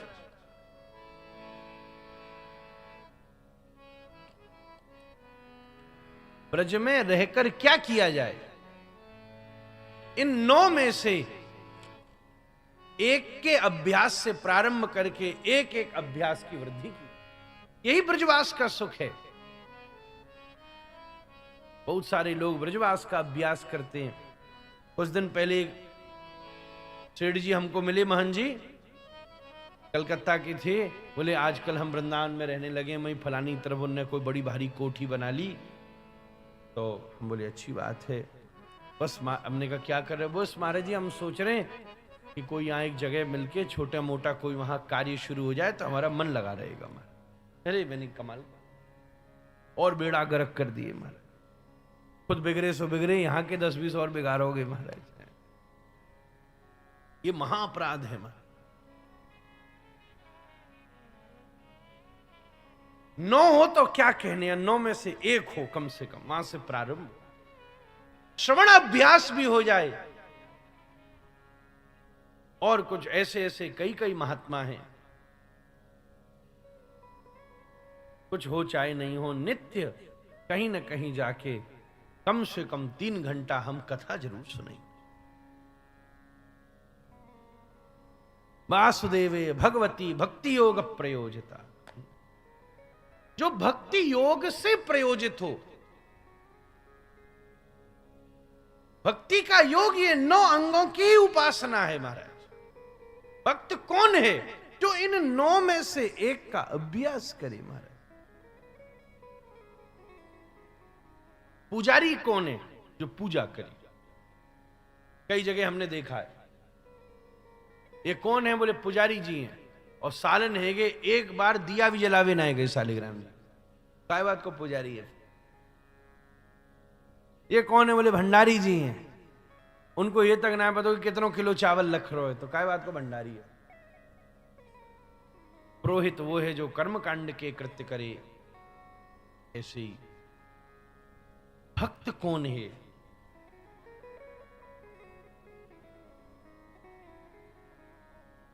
नौ में से किसी एक व्यवस्था के प्रति उसकी अटूट आस्था हो, वही भक्त है।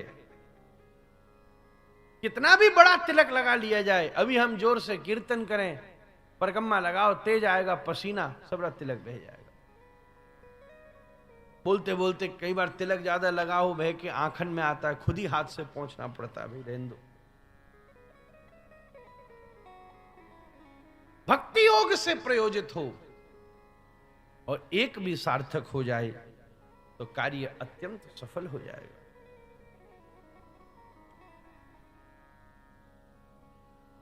प्रहलाद जी ने केवल श्रवण भक्ति को सार्थक करके, संभाल करके, परीक्षित ने श्रवण से ही भगवत प्राप्ति कर ली। परीक्षित साक्षी ये श्रवणगत मुक्त्युक्ति कथने। एक बड़ी विचित्र बात है,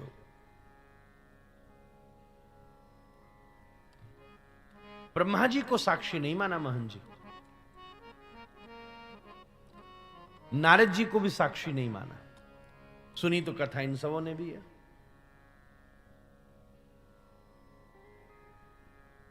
ब्रह्मा जी को इसलिए साक्षी नहीं माना क्योंकि ब्रह्मा जी ने केवल उसके प्रकाश के लिए उसका श्रवण किया, मोह की निवृत्ति। भगवान से कहा मैं सृष्टि कर रहा हूं, उसमें मोह नहीं हो। जैसे आग कोई लग रही हो तो एक आदमी रखता है आजकल बड़ी बड़ी जगह कि आग बुझाने के काम में साधन आ जाएगा। नारद जी ने इसलिए मात्र सुनी है कि किसी पात्र को दे सके। श्रवण का भी अंतर है महाराज। ये तो नहीं लिखा कि व्यास जी साक्षी हैं, क्योंकि व्यास जी ने तो केवल आत्मसंतोष के, असंतोष था ना हृदय में, और उसके विस्तार के लिए भागवत जी का आस्वादन। ये भी नहीं लिखा, खुद व्यास जी तो ये लिख रहे हैं तो उन्होंने किसी का नाम नहीं लिखा करके श्रीमद् भागवत जी का अध्ययन किया और उसके रसिक बन गए। ब्रह्मा जी की मुक्ति का इशारा नहीं आया, न नारदो मुक्ति ही, न व्यासो मुक्ति ही, न शुको मुक्ति ही, बल्कि परीक्षित साक्षी यद श्रवणगत मुक्ति कथने। केवल परीक्षित जी को ही साक्षी रख करके प्रमाण दिया कि जिसने सुन करके प्राप्ति कर ली, क्योंकि उसके श्रवण का उद्देश्य भगवत प्राप्ति था, परिणाम उद्देश्य था। ऐसी श्रवण भक्ति जैसे चकोर की तरह बैठकर, चकोर डाली पर बैठकर स्वाति नक्षत्र की बूंद के लिए प्रतीक्षा करता रहता, ऐसी श्रवण भक्ति का अभ्यास। भक्ति योगे प्रयोजिता वासुदेवे भगवती भक्ति योग जनयत्याशु वैराग्यम। फिर तो अपने आप वैराग्य और ज्ञान की प्राप्ति होगी। 9 में से एक को साधना पड़ेगा और उसमें सबसे सार्थक श्रवण ही है और सबसे कठिन भी श्रवण है।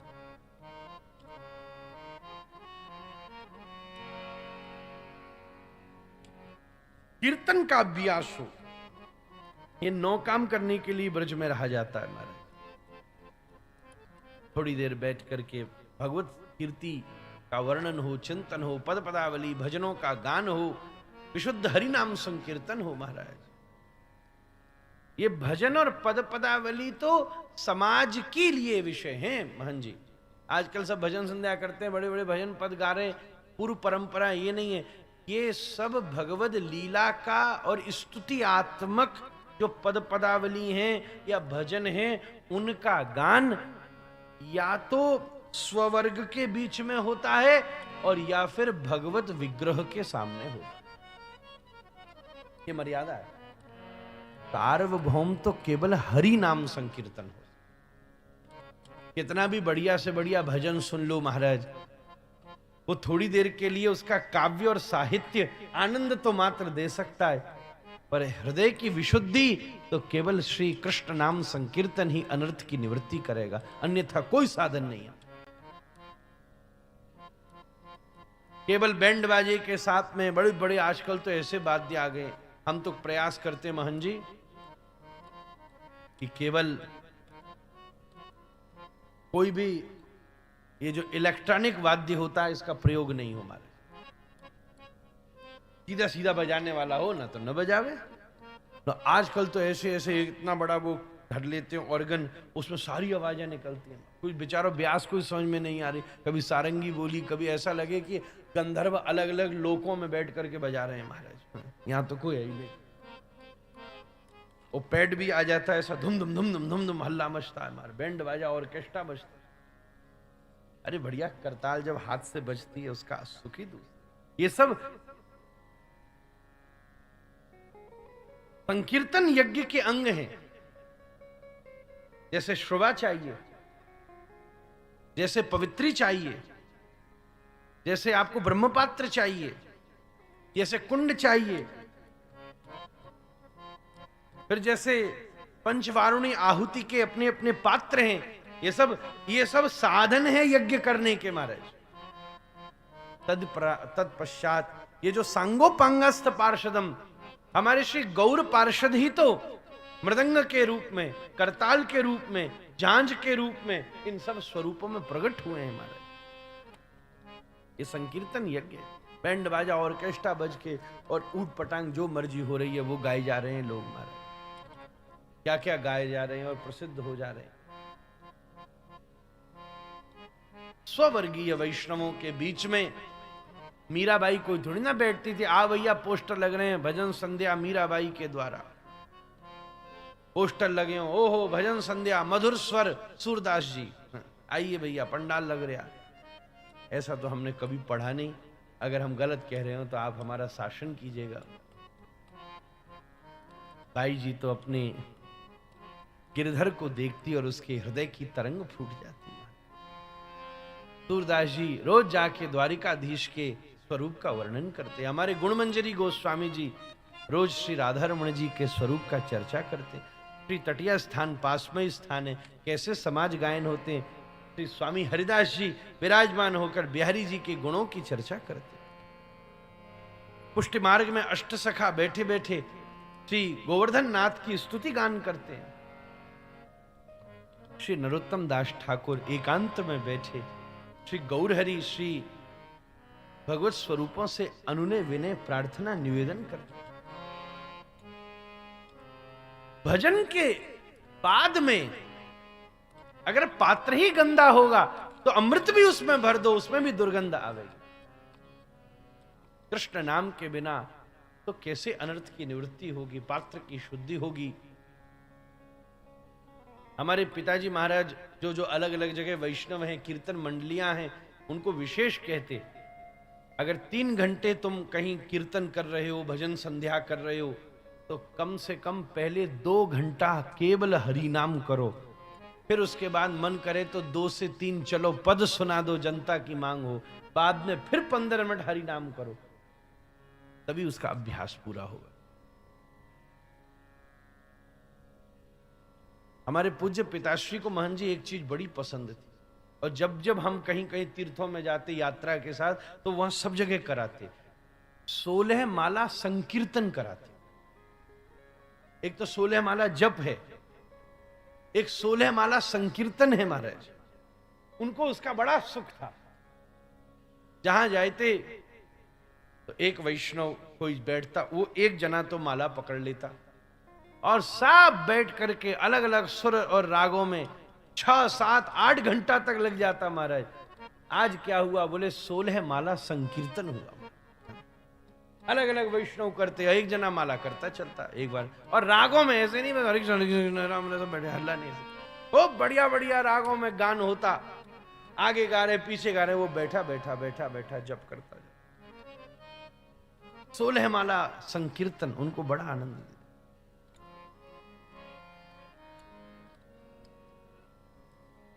सब पुरियों में, सब धामों में, तीर्थों में जब जब जाने का अवसर मिलता, वैष्णव साथ जाते, तो सब जगह एक दिन का ऐसा उत्सव कराते, 16 माला संकीर्तन।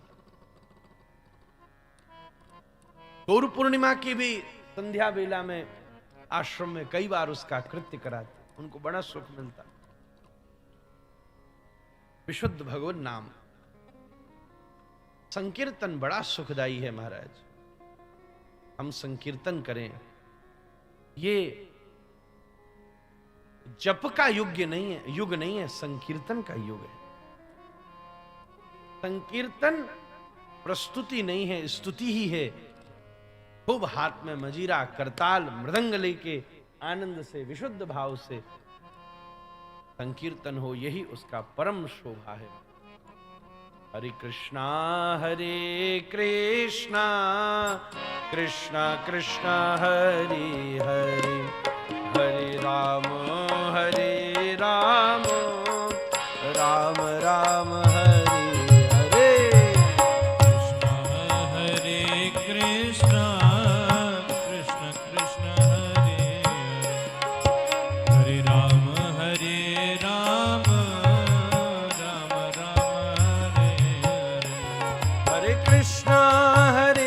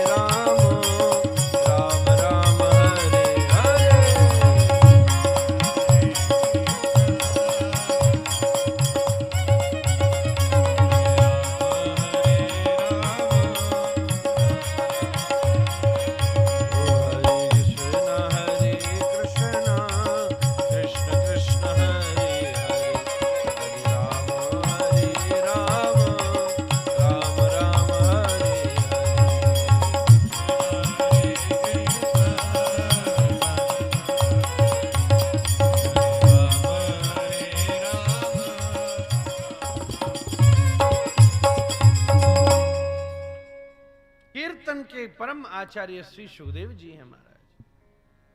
सुखदेव जी भागवत के महात्मा में वर्णन है, हम सोचते हैं परमहंस हैं, ज्ञानी हैं, मुनि हैं।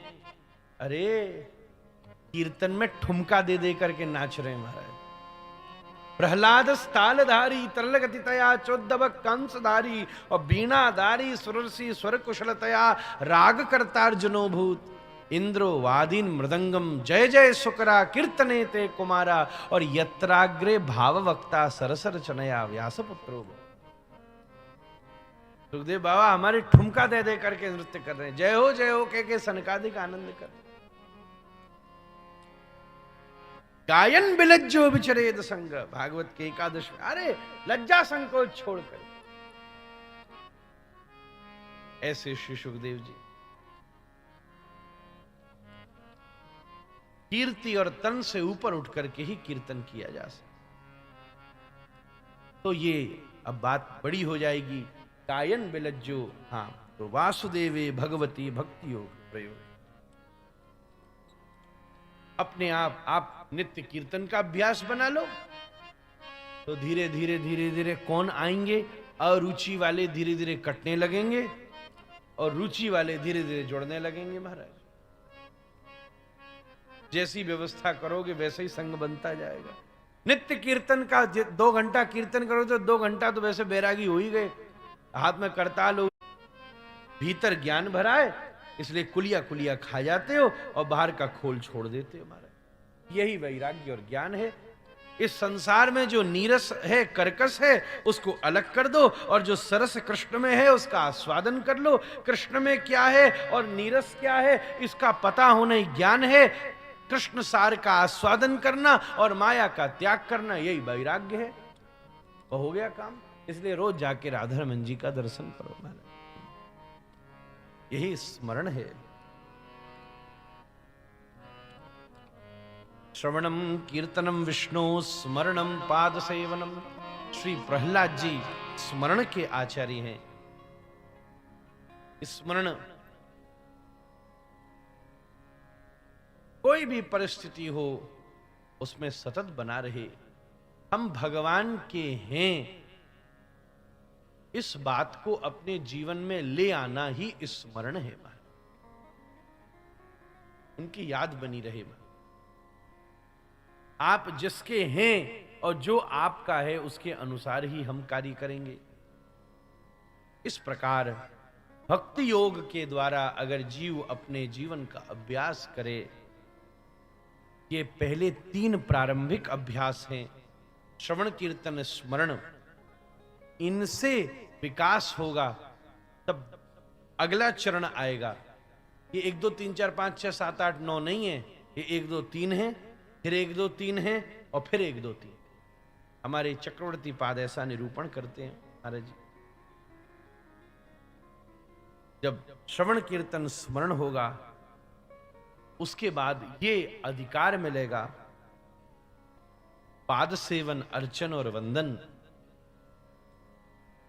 पाद सेवन की आचार्य लक्ष्मी जी हैं महाराज, नित्य भगवान के चरण चापन करते। अब आप कहो भैया हम भी चरण दबाने को तैयार हैं, ठाकुर जी के चरण मिले तो सही। सही बात तो यह है, भगवान के चरण कौन हैं? ये सब संत जन ही भगवान के चरण हैं। जो चरणाश्रित है वो चरण ही तो है महाराज। जो चरणाश्रित है वो महात्मा ही चरणाश्रित है। इस संतों की सेवा ही, श्री लक्ष्मी जी संतों की परम सेवा की परम परायणा है। प्रिया जी संतों से ही प्रेम करती, उन्हीं के प्रबंध के लिए तो भगवान इतनी लीला करते हैं। इसलिए वासुदेवे भगवती भक्ति योग प्रयोजिता, ये आधार रख रहे हैं, नींव का पत्थर रखा है, फिर भागवत की कथा होगी। इसलिए इन सिद्धांतों से कहीं इधर उधर नहीं जाया जा सकता। जो पत्थर रखा गया है, जैसी डिजाइन बनाई गई है, वैसे ही बिल्डिंग खड़ी होगी। चाहे बात मोक्ष की हो रही हो, चाहे बात अष्टांग योग की हो रही हो, चाहे बात न्याय और सांख्य की हो रही हो, सारी बात भागवत जी में होंगी। पर नींव का पत्थर भक्ति का रखा है, इसलिए विषय इधर से उधर नहीं जा सकता। सबके परिणाम भूत में भगवत चरणारविंदों की रति ही आधार, अभ्यास आधारभूत है। धर्मः स्वनिष्ठितः पुंसां विश्वक्सेनः कथासुयः नोत्पादयति रतिं श्रम एव हि केवलम्। श्रम एव हि। गोस्वामी जी ने बड़ी सुंदर चौपाई कही।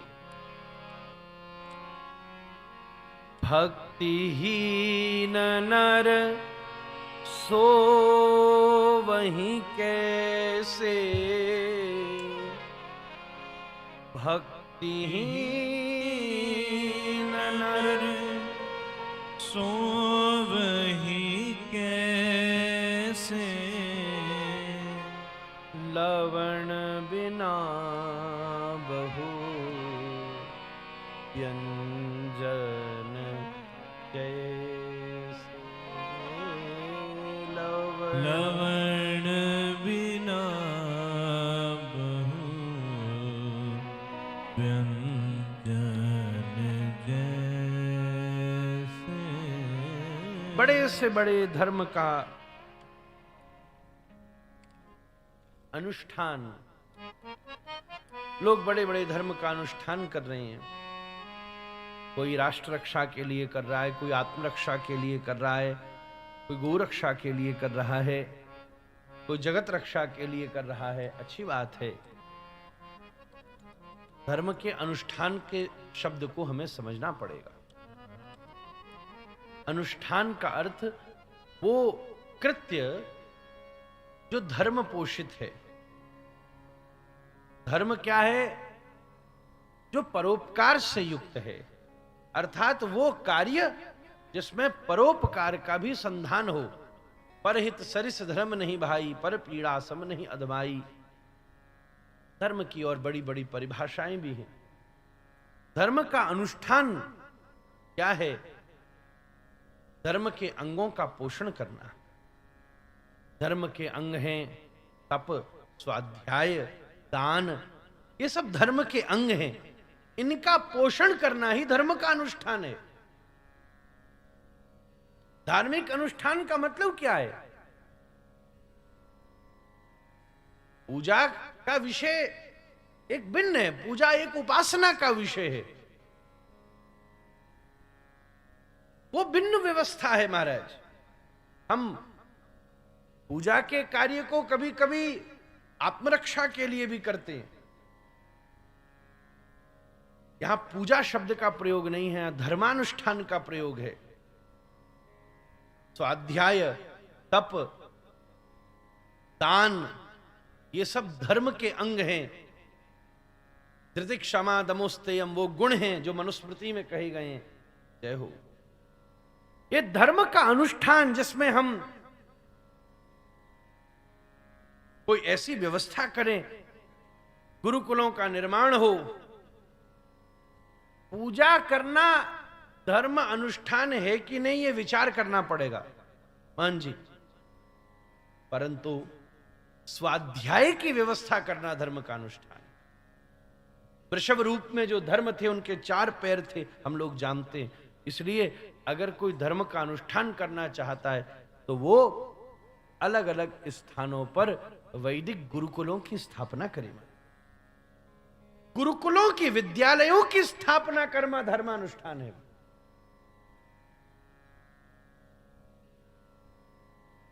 हमारे श्रीमन महाप्रभु स्वयं सबसे पहले अध्यापक निमाई के रूप में चंडी मंडप में बैठ करके और सबरे विद्यार्थियों को शास्त्र का, न्याय, वेदांत, वैशेषिक का अध्ययन, और महाराज केशव कश्मीरी जैसे दिग्विजयी पंडित को पराजित करते हैं।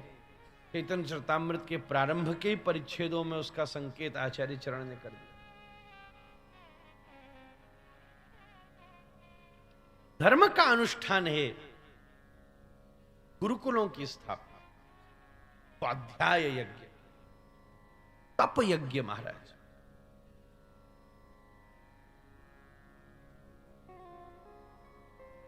दान यज्ञ, अन्य क्षेत्रों की व्यवस्था होना, गौशालाओं की व्यवस्था होना, ये सब धर्मानुष्ठान है। ये सब हम कोई कलश आदि स्थापित करके कार्य करें, वो धर्मगत है, वेद सम्मत बात है, पर वो पूजा का कृत्य है, धर्मानुष्ठान उससे स्वतंत्र विषय है। पर एक बात सब कही है, बिल्कुल स्पष्ट सूत गोस्वामी पाद ने कही है,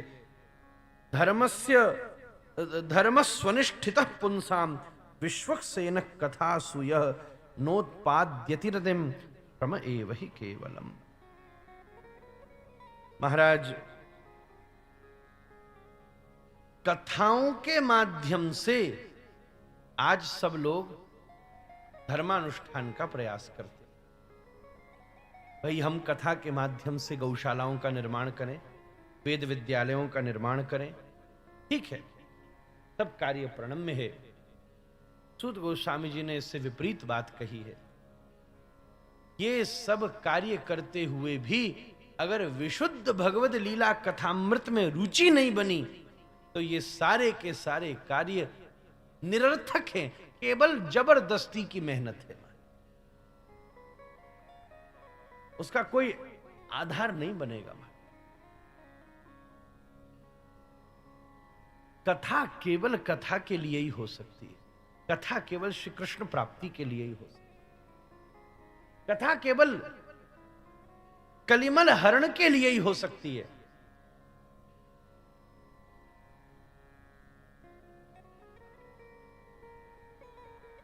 इसके अलावा अन्य कोई भी उद्देश्य से कथा की जाए तो वो कथा नहीं है। इसका मतलब कथा से प्रेम नहीं है, कथा के माध्यम से जिन वस्तुओं से प्रेम है, हम उन उद्देश्यों की प्राप्ति के लिए ये आयोजन कर रहे हैं। विचित्रता हो जाती है, कोई विधवा आश्रम के लिए, कोई वृद्धाश्रम के लिए भागवत जी की कथा कराए, मान जी बाहर लिख देता है श्रीमद् भागवत कथा, रसिक वैष्णव लोग उसी के विषय से भागवत जी के हर श्लोक का अर्थ ही ऐसा लगाएगा कि विधवाश्रम बनाना ही मोक्ष प्राप्ति है। बताओ, श्रम एव हि केवल, वृद्धाश्रम बना, हर श्लोक का अर्थ ही ये लगा देगा महाराज, इन्हीं की सेवा करो। कैसी विचित्र बात है। किसी तीर्थ में और आपने किसी आश्रम में और कमरा बनाया तो आपको सीधा देवराज इंद्र विमान लेके आएगा ले जाने के लिए महाराज। कथा सारस तथो गतः, तभी तो सबने फिर माथा पीट लिया।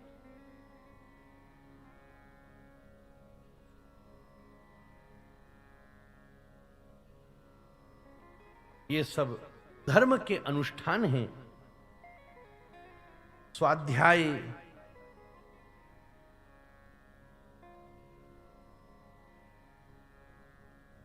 तप, यज्ञादि के माध्यम से ध्यान, जप, सेवा, स्वाध्याय, सत्संग महाराज, ये सब साधन प्रधान चीज हैं। हम इन सब का विशुद्ध अभ्यास करें, और इसके साथ साथ विश्वक्सेन कथासु यः महाराज।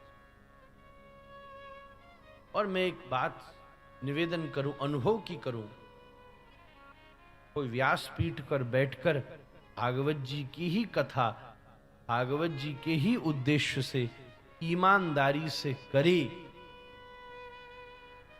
तो उसको किसी चीज को कहने की जरूरत नहीं पड़ेगी। भागवत जी कल्प वृक्ष हैं, अपने आप गुरुकुल भी बनेगा, अपने आप गौशाला भी बनेगी, अपने आप बड़े बड़े समाज के सेवा कार्य स्वयं रूप से व्यवस्थित और स्थापित हो जाएंगे। कथा से प्रेम हो, कथा मैया अपने आप सब काम करे। हम तो कथा का प्रयोग कर रहे हैं, कथा से प्रेम नहीं कर रहे। ये कैसी विचित्र बात। कथा का प्रयोग करके जिन वस्तुओं से प्रेम है उन वस्तुओं के पीछे लग रहे हैं, बोर्ड लगा रहे हैं, बड़े बड़े संसाधन कर रहे हैं। ऐसी ये सब नींव के पत्थर रखे जा रहे हैं महाराज। इसलिए विशुद्ध भगवत भक्ति से युक्त होकर कथा सुनी जाए, ज्ञान वैराग्य तो प्रसाद में मिल जाएगा। जीव का परम धर्म भक्ति है, पहला बिंदु। तीसरा बिंदु कहा सत्संग, कथा से अत्यंत प्रीति हो, उससे प्रेम पूर्वक यहां विराजमान किया जाए। नहीं तो बड़े बड़े धर्मों का अनुष्ठान भी केवल व्यर्थ का श्रम ही बन जाएगा, और उस श्रम का परिणाम और कुछ नहीं होगा, मन के विकार हो जाएंगे। कहां से बात बनेगी? इस प्रकार श्री सूत गोस्वामी जी भागवत जी के विविध प्रकार के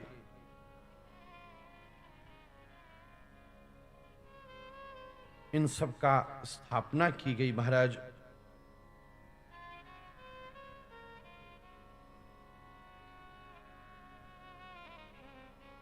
और इस मंगलाचरणात्मक उपदेश को श्री सूत गोस्वामी जी स्थापित करके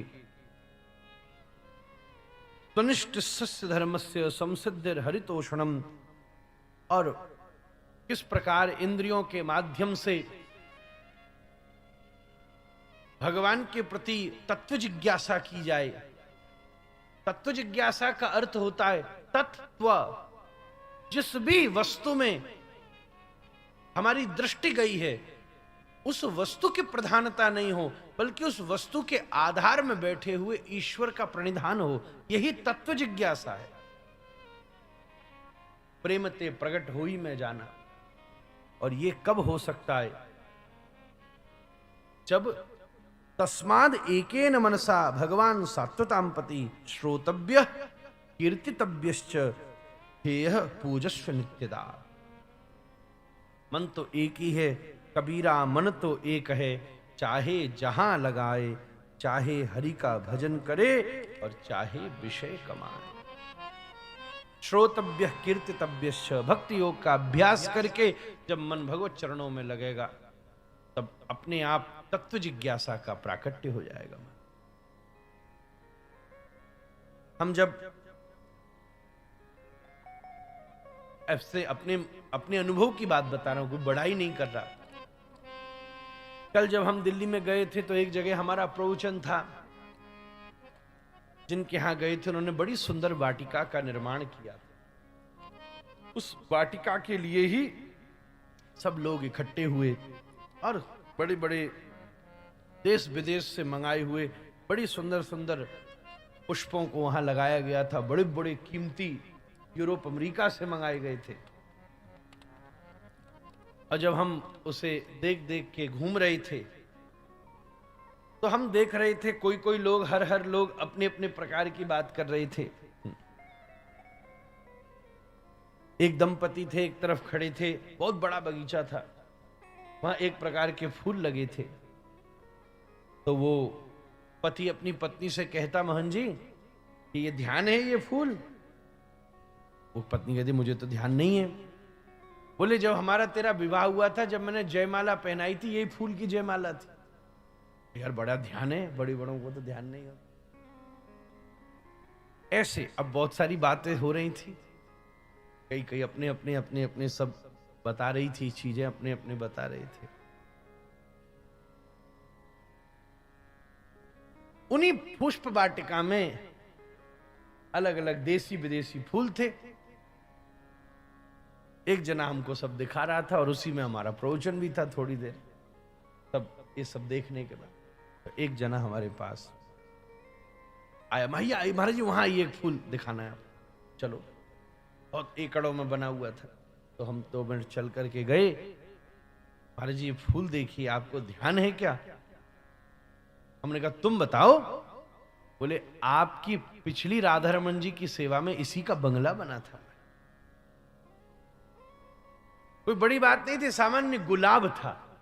अब गुलाब पर कोई अपने अनुभव भी विचार कर सकता है, पर कितनी सुंदर बात है, एक ऐसे आधुनिक माहौल के बीच में भी एक बड़े सभ्य व्यक्ति के मन में एक पुष्प मात्र को देखकर अगर उसका मन श्री राधा रमण जी के जगमोहन में प्रवेश कर गया तो इससे बड़ा और भजन का क्या साधन है। तस्माद एकेन मनसा भगवान सात्वताम पति। इसलिए श्रोतव्य किर, तुम जिस चीज का ज्यादा संग अभ्यास करोगे मन उन्हीं के आसपास घूमेगा। महाराज सामान्य गुलाब का फूल था, घर में 10 बार लोगों के सजता है, विवाहों में सजता है, हर रोज से ही आता होगा, पर एक व्यक्ति का कैसा, हम वहां थे, राधा रमन जी की सेवा करते हैं, वो वहां आया और गुलाब की वजह से कैसा सुंदर आनंद। सब अपने अपने हिसाब की बात कर रहे थे। एक विदेश से आया था, वो एक आदमी बात करता, अरे वाह, पता है हम वहां विदेश जब गए थे उस समय रहे थे, यही फूल देखने गए थे हॉलैंड में, तो हमारे साथ भी एक जन थे, हम और वो घूम रहे, तो बोले महाराज जी मुझे तो ऐसा लग रहा है कि हम श्री जनकपुर की पुष्प वाटिका में घूम रहे हैं। अरे हमने कही चौपाई सुनाओ फिर। पर हम और वो जब घूमते रहे तो बढ़िया मानस की चौपाई गुनगुनाते रहे, आहा राम जी ऐसे ही स्पर्श कर रहे हैं और कैसे प्रिया जी वहां पर घूमी है महाराज। इसलिए तस्माद एकेन मनसः भगवान सात्वताम पति। एक आदमी परिक्रमा भी सामने से लगाता है तो मॉर्निंग वॉक के हिसाब से लगाता है, मोहन जी आप तो रोज देखते, और एक आदमी अपने शहर में मॉर्निंग वॉक भी करता है तो उसमें भी वृंदावन की परिक्रमा मार्ग का स्मरण करके श्री कृष्ण की प्राप्ति कर लेता है। एक जना हमको मिला, महाराज जी हम रोज परिक्रमा जाते हैं। बोले क्यों जाते हो? बोले वो इसी बहाने सुबह सुबह वॉक हो जाती। अरे क्या बढ़िया बात। कितने निकलते हैं सवेरे सवेरे, मोहन जी तो रोज सबके नाटक देखते हैं महाराज, सामने इनको ढोक लगाए बिना, ये तो चेक पोस्ट है महाराज परिक्रमा मार्ग, कौन जा सकता है, यहां से जा ही नहीं सकता। कैसी सौभाग्य की बात है। तो श्रोतव्य कीर्तितव्यश्च ध्येयः पूजस्व नित्यदा। इस प्रकार नित्य निरंतर श्रवण करते, कीर्तन करते, ध्यान और आराधना करते रहने से मन सतत उसी चिंतन में अवस्थित हो जाता है। कोई भी कार्य किया जाए तुरंत मन वहीं आ जाता है। भागवत जी के ये आधार सिद्धांतों को श्री सूत गोस्वामी जी मंगलमय भाव से, दिव्यतम भाव से स्थापित करते हैं। तृतीय अध्याय में मंगल में अवतारों की चर्चा होती है। भगवान, चूंकि शौनकादि ऋषियों ने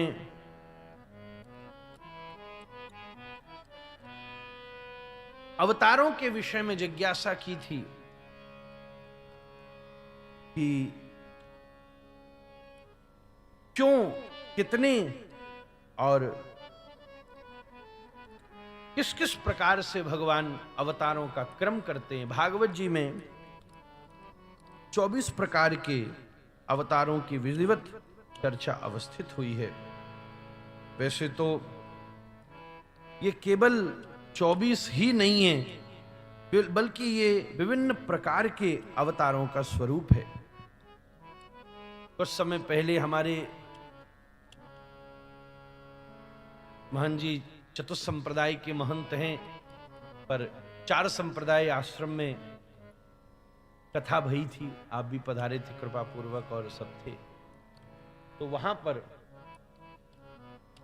बड़े विस्तृत रूप से इस 24 अवतारों के गुण कर्म धर्म का बड़ा विधिवत वर्णन करने का सद सौभाग्य प्राप्त हुआ था महाराज। ये विभिन्न प्रकार हैं जिनकी चर्चा श्रीमद् भागवत में हुई है। श्री जयदेव गोस्वामी तो 10 अवतार को ही मुख्य मानते हैं। वेदानुद्धरते जगन्ति बहते भूगोल मुद्बिभ्रते,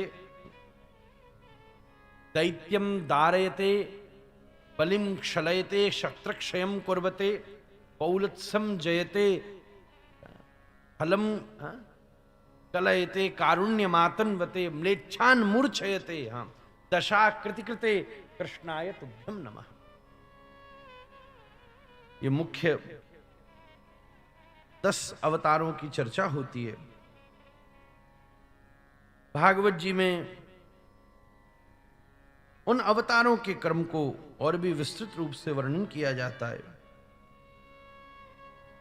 स एव प्रथमं देवः कौमारं सर्गमाश्रित चचार दुश्चरम ब्रह्मचर्यमखण्डितम् द्वितीयं तु भवायस्या रसातलगतां महिम् उद्धारुण्यश्वपादत्त यज्ञेश सौकरम वपुः। सबसे पहले भगवान कुमारों के रूप में सनक सनंदन सनातन सनत कुमार के रूप में प्रकट होते हैं। तदनंतर श्री भगवान बारह के रूप में, देवर्षि नारद के रूप में, व्यास जी के रूप में, एक क्रम चलते चलते भगवान श्री राम के रूप में, दाऊ के रूप में, श्री कृष्ण स्वरूप में बुद्ध होंगे उसकी भविष्यवाणी की गई है। क्योंकि श्री व्यास जी त्रिकालज्ञ हैं, तीनों कालों के ज्ञाता हैं। कीकटेषु भविष्यति, कीकट देश में बुद्ध नाम से प्रकट होंगे। जिन्हें बुद्ध, जो बुद्ध है और जिन्हें बुद्धत्व की प्राप्ति हुई है, ये दो भिन्न भिन्न स्थितियां हैं। एक जो स्वयं भगवान बुद्ध हैं और एक वो हैं जिन्हें उन बुद्धत्व की परम प्राप्ति हुई है। जिन्हें बुद्धत्व की प्राप्ति हुई है वो गौतम बुद्ध हैं।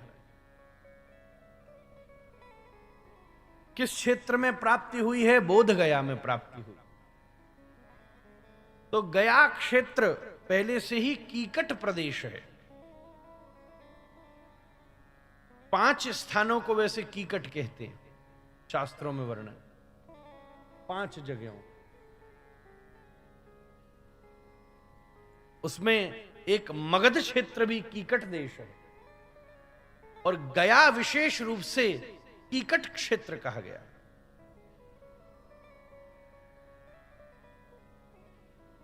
वहां पर भगवान बुद्ध प्रकट होकर के पाखंड की निवृत्ति करते हैं। नारायण कवच कहता है, महन जी, बुद्धस्तु पाखंड गणात् प्रमाद। बुद्ध भगवान पाखंड से हमारी रक्षा। पाखंड का मतलब क्या होता है? शास्त्र को खंड खंड कर देना, मनगणंत अर्थ बनाना।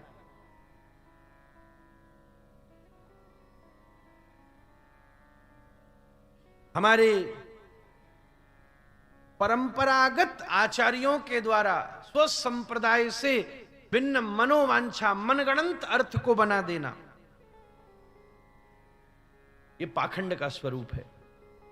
भगवान बुद्ध तो पाखंड की निवृत्ति करते हैं। तो जिस क्षेत्र में जैसे ऐसे समझिए।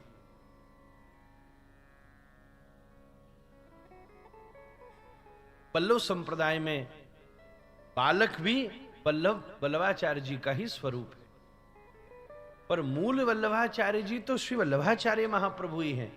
ये उनका अंश स्वरूप है, आधार स्वरूप है, तद्वत स्वरूप है। ब्रज में जो जन्मे हैं वो मूल ब्रजवासी हैं। हाँ, पर अब अपनी भजन गुरु दीक्षा के माध्यम से जो रह रहे हैं उनको भी हम ब्रजवासी कह देते हैं। उसी प्रकार भगवान बुद्ध एक कीकट देश में, मगध क्षेत्र में प्रकट होते हैं, जो पाखंड की निवृत्ति करके विशुद्ध वेद की स्थापना करते हैं। वही बाद में फिर जब गौतम सिद्धार्थ पधार करके वहां विराजमान होकर वृक्ष के नीचे समाधि लगाते हैं, और जब उन्हें प्राप्ति होती है महाराज, अनुभव होता है, ज्ञान की प्राप्ति होती है, तब वहां के क्षेत्र वाले उनमें, क्योंकि बुद्ध का क्षेत्र है, तो बुद्ध जैसा अनुभव करके उनको बुद्ध की उपाधि प्रदान करते। वैसे भी श्री गौतम सिद्धार्थ की उपाधि है श्री गौतम बुद्ध महाराज। आप बुद्ध की परंपरा में भी विचार करें तो एक आदि बुद्ध हैं जो उनसे बहुत पहले हुए हैं, वो इस बात को स्वीकार करते हैं। आदि बुद्ध हाँ, शास्त्र को स्वीकार नहीं करते, वो अलग बात है। आदि बुद्ध हैं ऐसा कह के फिर ये, और समय समय पर अलग अलग प्रकार के बुद्ध हुए हैं। ये बौद्ध धर्म का स्वरूप है।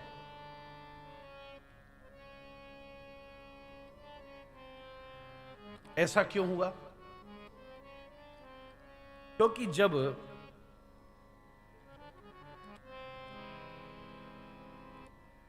हम देखते हैं शैव परंपरा में कोई बड़ा साधु शिव परंपरा में विशुद्ध वैरागी हो, नागा दीक्षा ले, आप तो जानते होंगे। एक बार हमको बंधन में एकांत में तो हमको देखने का अवसर, किस प्रकार का एक तो संकल्प ही हमने देखा, कम से कम किस किस चीज से निवृत्त होना है। 20-25 मिनट तक तो संकल्प हुआ, पश्चाताप संकल्प हुए। फिर किस प्रकार उनका भस्म से श्रृंगार किया गया, और फिर महाराज क्या सब, बाद में फिर उनने मंत्र दिया। हमने जीवन में पहली बार दर्शन किया। घोर जो नागा दीक्षा होती है उस समय, वो उनको उसका अधिकार है। तो जो शिवोहम की उपासना करता है, उसी प्रकार भगवान शिव का अनुभव करके, वैसी जटाजूट धारण करके, वही भस्म को धारण करके तद्वत अभ्यास करता है। श्री गौतम सिद्धार्थ भी गया क्षेत्र में जब आते, जहां मूल भगवान गौतम विराजमान होते हैं, वो भी तद्वत अभ्यास करके उनके जैसे ही केश हो जाते हैं। और जो बुद्ध की वास्तविक मुद्रा है, वो उसी जैसे वृंदावन में कोई कृष्ण लीला में, हमारे यहाँ रासलीला चल रही है, कोई बालक कृष्ण बने तो वैसे ही बंसी धारण करेगा, वैसे ही मोर मुकुट। मुद्रा तो मूल बुद्ध और श्री गौतम बुद्ध की एक सी है। ऐसे ही भगवान बुद्ध विराजते हैं। जैसे भगवान शिव की एक मुद्रा, हनुमान जी वीरासन से विराजमान होते हैं, भगवान शिव अपनी एक शांभवी मुद्रा में विराजते हैं। शिव की शांभवी मुद्रा है। जब शिव ध्यानास्थ बैठते हैं तब शांभवी मुद्रा में बैठते हैं, और ज्ञान मुद्रा को बना करके, हाथ को खोल करके, आधी शांभवी मुद्रा में आधी आंख बंद होती है और आधी आंख खुल करके भ्रुकुटी की तरफ केंद्रित करके मंत्र का अभ्यास किया जाता है। उसको शांभवी मुद्रा कहते हैं। शिव की शांभवी मुद्रा है। उसी प्रकार भगवान बुद्ध की अपनी ज्ञान मुद्रा है। उसी मुद्रा में, उस वृक्ष के नीचे जो बोध गया में अभी विराजमान है, उस वृक्ष के नीचे जब गौतम सिद्धार्थ महानुभाव विराजमान हुए, स्वरूप भी उनका वैसा हो गया, तब उस क्षेत्र के भक्त वैष्णव महानुभावों में, उनमें बुद्धत्व का अनुभव किया और उनको बुद्ध की उपाधि प्रदान।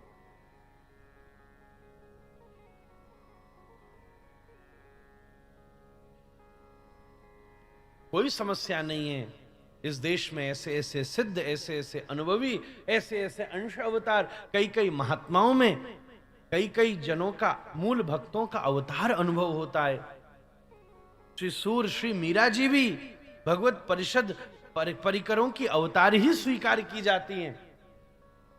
इसलिए कोई विरोध की बात नहीं है, बस समस्या इतनी सी है क्योंकि बुद्ध और फिर बाद में गौतम सिद्धार्थ महानुभाव के जो अनुयायी हुए, वो वेद विरुद्ध बात कहने लगे।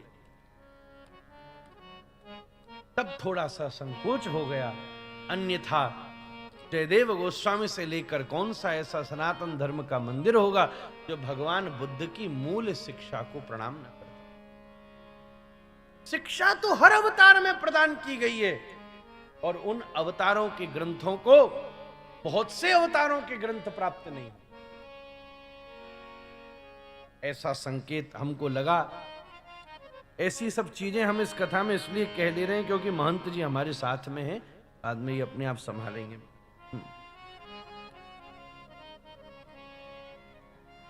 तो श्री लुम्बिनी में जन्म लिए गौतम बुद्ध प्रणम्य होंगे अवश्य, पर जिनको हम 24 अवतारों में गिनते हैं, उनका प्राकट्य गया क्षेत्र का ही प्राकट्य है।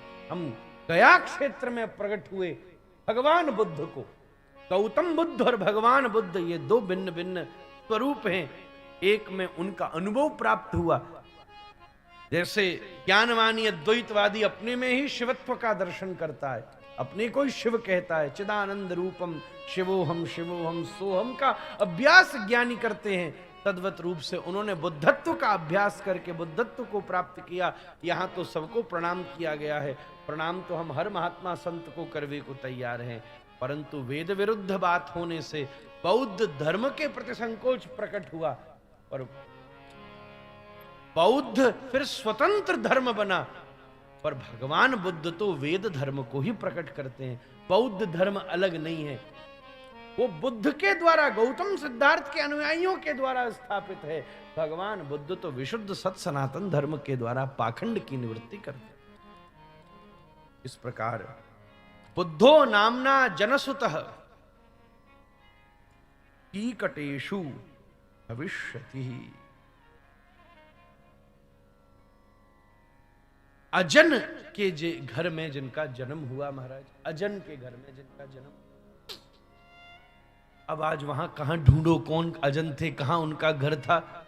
ये तो गनीमत है कि सब महात्मा महंतों ने मिलकर अयोध्या में लीला कर दी, नहीं तो कुछ समय पहले अयोध्या में भी खोजना पड़ता कि कौन सा किसका जन्म था, कौन सी किसकी व्यवस्था थी, रही जाती सबरी बात।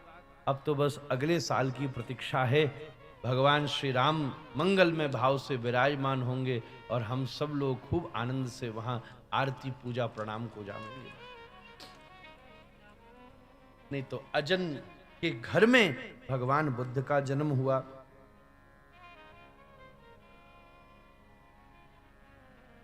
आगे कल की अवतार होवेगा ऐसा निवेदन किया गया और साथ में यह भी कह दिया, इतना ही नहीं है, अवतारा असंख्येय, असंख्य अवतार है भगवान, इतने ही नहीं है।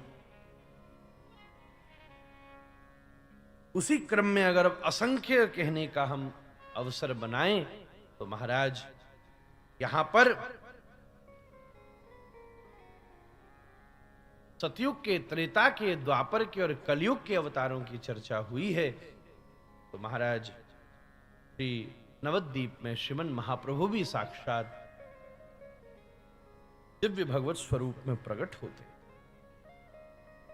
बाद में एक बात कह दी, हेते चांस कलाह पुंसः कृष्णस्तु भगवान स्वयं। एक ही नाम दोहरा के लिया, बस इतनी बात कहूंगा। आप सबके प्रसादी का भी समय हो गया है, हालांकि मशीन तो अब हमारी गर्म भई थी, तो क्या करें, प्रसाद ठंडा हो जाएगा आप सब। अब तो मैंने सोचा था एक विषय की अवतारों की चर्चा आनंद से करेंगे, कल कर लेंगे, कोई बात नहीं। और हमने कह दिया था एक सत्र की कथा यहां होगी, दूसरे सत्र की कथा वहां हो गई। वहां वाले भी कच्छ यहां कई बैठे हैं महाराज। तो हम ये पूछें, चैतन्य कुटी की कथा में कितने लोग आए, कितने भक्त आए, तो महन जी सबको गिना जाएगा, माताओं को भी, बच्चों को भी, बूढ़ों को भी, आप सबको भी, हमको भी, संगीतज्ञों को भी, ब्राह्मणों को भी। अब ये पूछा जाए चैतन्य कुटी की कथा में कितने ब्राह्मण बैठे थे, तो फिर जो अनुष्ठान में बैठे ब्राह्मण हैं उनकी गणना होगी। ये पूछा जाए भैया कितने महंत आए, तो फिर जितने आचार्य महंत पधारे उनकी गणना होगी। उसी प्रकार जब अवतार की संख्या गिनी जा रही है तो अवतार की संख्या में अवतरणिका का सहारा लेकर तो स्वयं भगवान श्री कृष्ण भी उतरे हैं, इसलिए अवतार की गणना में भी भगवान की गणना की गई है।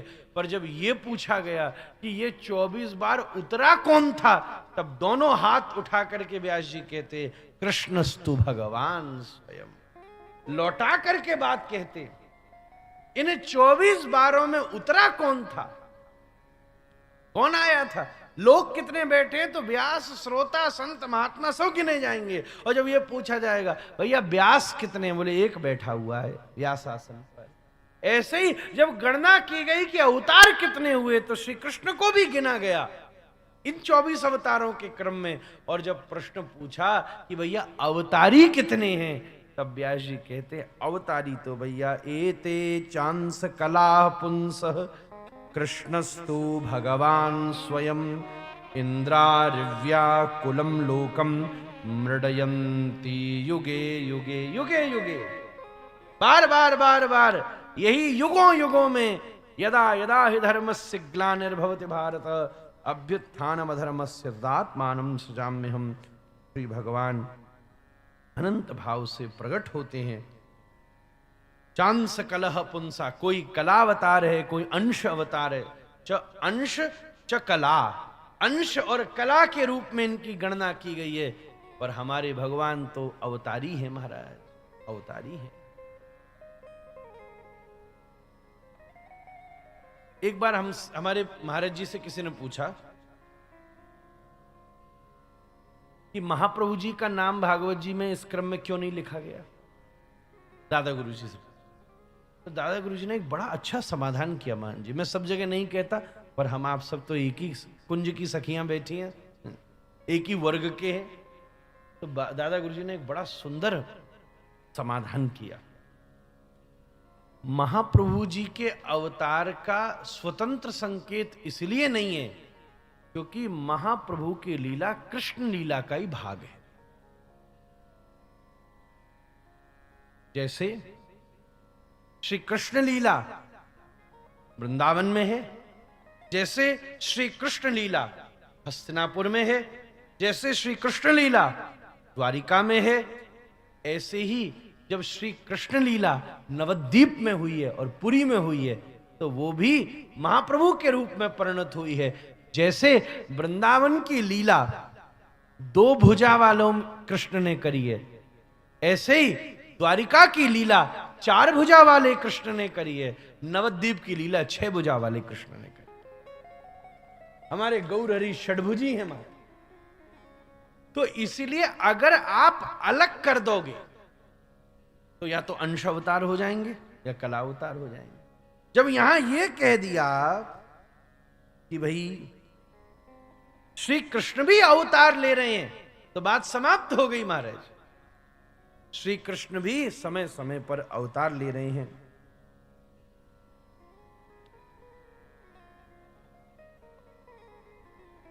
वृष्णशु प्राप्य जन्मनि राम कृष्णा वितिभवो भगवान हरध्वरम। 23वें श्लोक में भगवान ने कहा 19वें और 20वें अवतार में उन्होंने यदुवंश में भगवान और श्री कृष्ण के नाम से प्रकट होकर पृथ्वी का भार उतारा। तो कहा यदुवंश में राम कृष्णा। तो वैसे भी देखा जाए तो श्री कृष्ण तो वृष्णिवंश में भी हैं, यदुवंश में भी हैं, क्योंकि यशोदा सुत भी हैं। बलराम जी विशुद्ध, क्योंकि रोहिणी जी तो वसुदेव जी की ही पत्नी हैं, उसी वंश में जन्म लिए हैं। इसी जब कृष्ण प्रकट हुए, राम कृष्ण प्रकट हुए, इसी श्लोक में वृंदावन लीला, द्वारिका लीला और नवद्वीप लीला तीनों का दर्शन करना चाहिए। वो कृष्ण लीला का ही भाग है जो कि उस रूप में ऐसा। ये समाधान पाके हृदय को बड़ी तृप्ति हो गई महन जी। अलग कर दोगे तो गड़बड़ हो जाएगी भाई। त्रेता में राम जी आए, द्वापर में श्री कृष्ण आए, कलयुग में तो फिर गिनना पड़ेगा अंश अवतार कौन। श्रीमन महाप्रभु तो पूर्ण चंद्र महापुरुष है महाराज, पूर्ण चंद्र भगवान है जो श्री कृष्ण है। कृष्ण लीला का ही भाग गौर लीला का स्वरूप, स्वतंत्र नहीं है। अगर स्वतंत्र कर दिया जाएगा तो फिर कृष्णत्व उसमें अविराजित नहीं होगा। कृष्ण लीला का ही स्वरूप गौर लीला का स्वरूप है, दोनों में अंतर नहीं है। गौर गोविंद लीलामृतम में एक ही भाव को तद्वत रूप से प्रकट किया जाता है। ऐसी ही अवतारों की मंगल गणना है। यही पद का गान करते हुए आज के सत्र का हम विसर्जन करते हैं। प्रसादी का समय हो गया। आज वहां भी थोड़ा उत्सव का प्रारंभ था। हम तैयार होते होते आते आते भी निकल भी रहे थे महन जी, तो फिर ऐसा मन में भाव और निर्देश मिला कि इतने विप्र हैं और पहला दिन है, तो आपको एक बार सबका पूजन अवश्य करना चाहिए। पहले दिन की बात है, तो फिर हम सबको निकलते निकलते भी जो सब पाठ तो वहां चल ही रहा है, एक बार हमको सबके तिलक माला दक्षिणा के लिए पूरा वहां चक्र लगाना हुआ। उससे थोड़ा सा और समय का अतिक्रमण हो गया। कल तो ऐसा होगा नहीं, कल तो बस हम पीछे से ही प्रणाम करावेंगे, तो थोड़ा और पहले आने से यहाँ पर और भी समय मिलेगा। और भैया हम दो दो समय सेवा कर रहे हैं, तो थोड़ा भोजन आगे पीछे भी हो जाए तो आप मोहन जी को शिकायत मत करना। आनंद से इतना बहुत तो आगे होवेगा ही। फिर भी कल हम प्रयास करेंगे भागवत जी के और सब विषय को जो मनोनुकूल बात बने। भक्ति सिद्धांत, भक्ति और भगवान दो की चर्चा आज हमने आपसे कर दी। भगवत 24 अवतारों की और भक्ति के तत्व का निरूपण हुआ। इसी भाव के साथ मंगलमय भाव से गौर चिंतन करते हुए विश्राम करते हैं। गौर लीला में भक्ति तत्व और भगवत तत्व एक साथ ही, एकमात्र गौर लीला ऐसी है जो भक्ति भक्त भगवंत गुरु चारों एक ही स्वरूप में विराजमान है। भक्ति भक्त भगवंत गुरु चारों ही एक ही स्वरूप में विराजमान है। श्रीमन महाप्रभु हमारी गुरु परंपरा में भी आते हैं, इसलिए गुरु भी हैं। श्रीमन महाप्रभु अनर्पित चरी भक्ति प्रदान कर रहे हैं, इसलिए भक्ति तत्व भी है।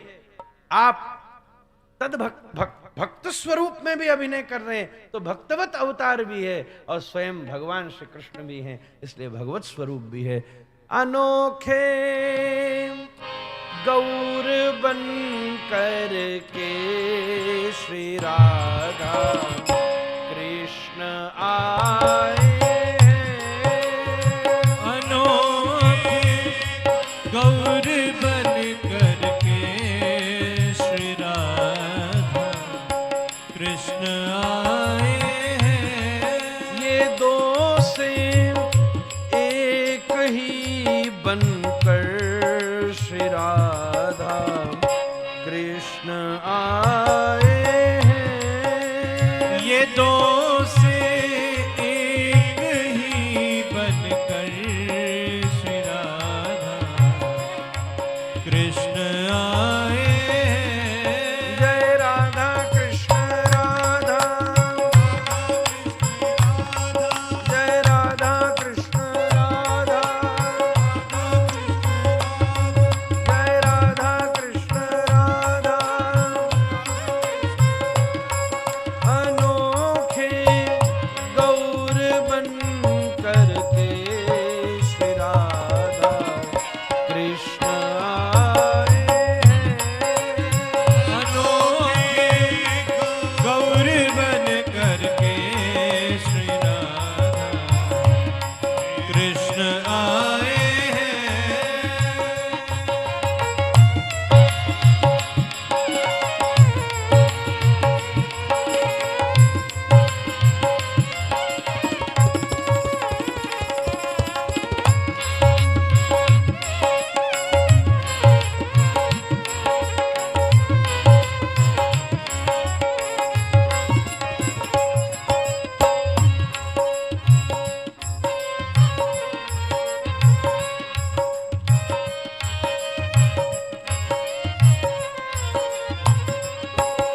राधा बस कृष्ण को जाने, कृष्ण बस राधा को माने। राधा बस कृष्ण को जाने, कृष्ण बस राधा को माने। परस्पर गौर बन करके श्री राधा कृष्ण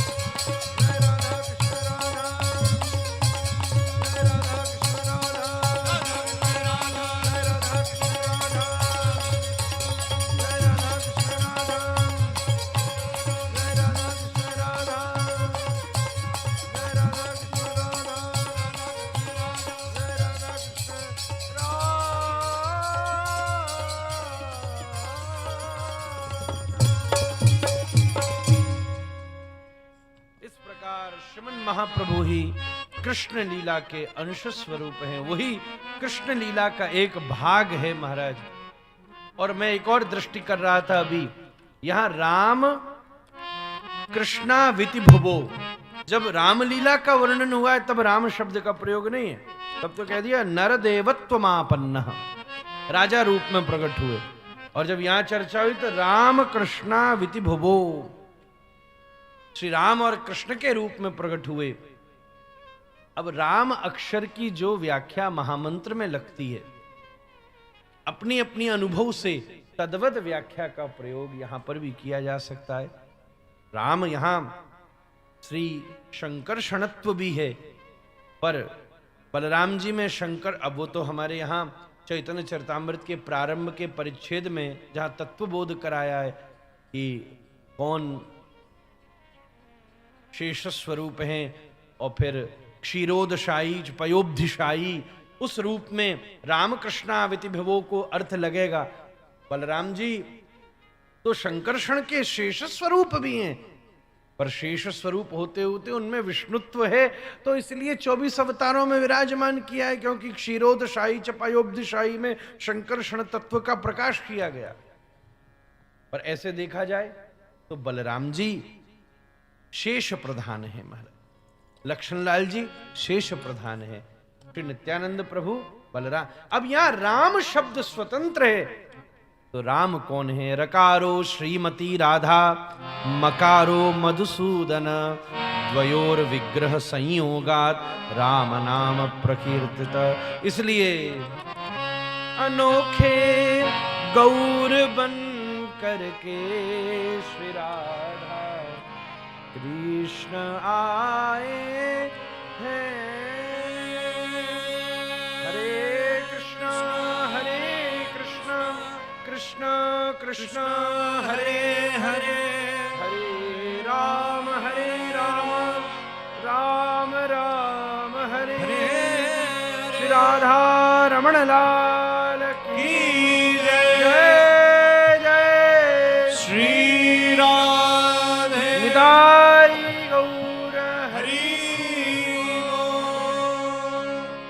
सब आरती के लिए अपने स्थान पर खड़े हो जाएं। हरि ओम। चंद्रमा मनसो जात चक्षुः सूर्यो अजायत अग्निरजायत।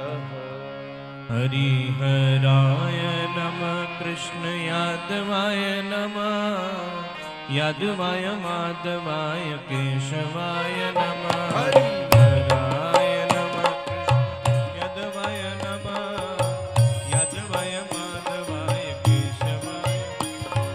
गोपाल गोविंद राम श्री मधुसूदन, गिरिधारी गोपीनाथ मदन मोहन। श्री चैतन्य नित्यानंद श्री अद्वैत सीता, हरि गुरु वैष्णव भगवत गीता। श्री रूप सनातन भट्ट रघुनाथ, श्री जीव गोपाल भट्ट दास रघुनाथ। हे जय गोसाई करी चरण वंदन, जहाँ होइत विघ्नाश कृष्ण। हे जय गोसाई जार मुई तार दान, दास बार पदरे नुमोर पंचग्राम। तदेर चरण से भी भक्त सने बास, जन्म जन्म होई रही।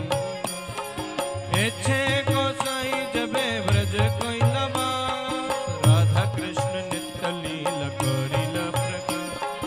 आन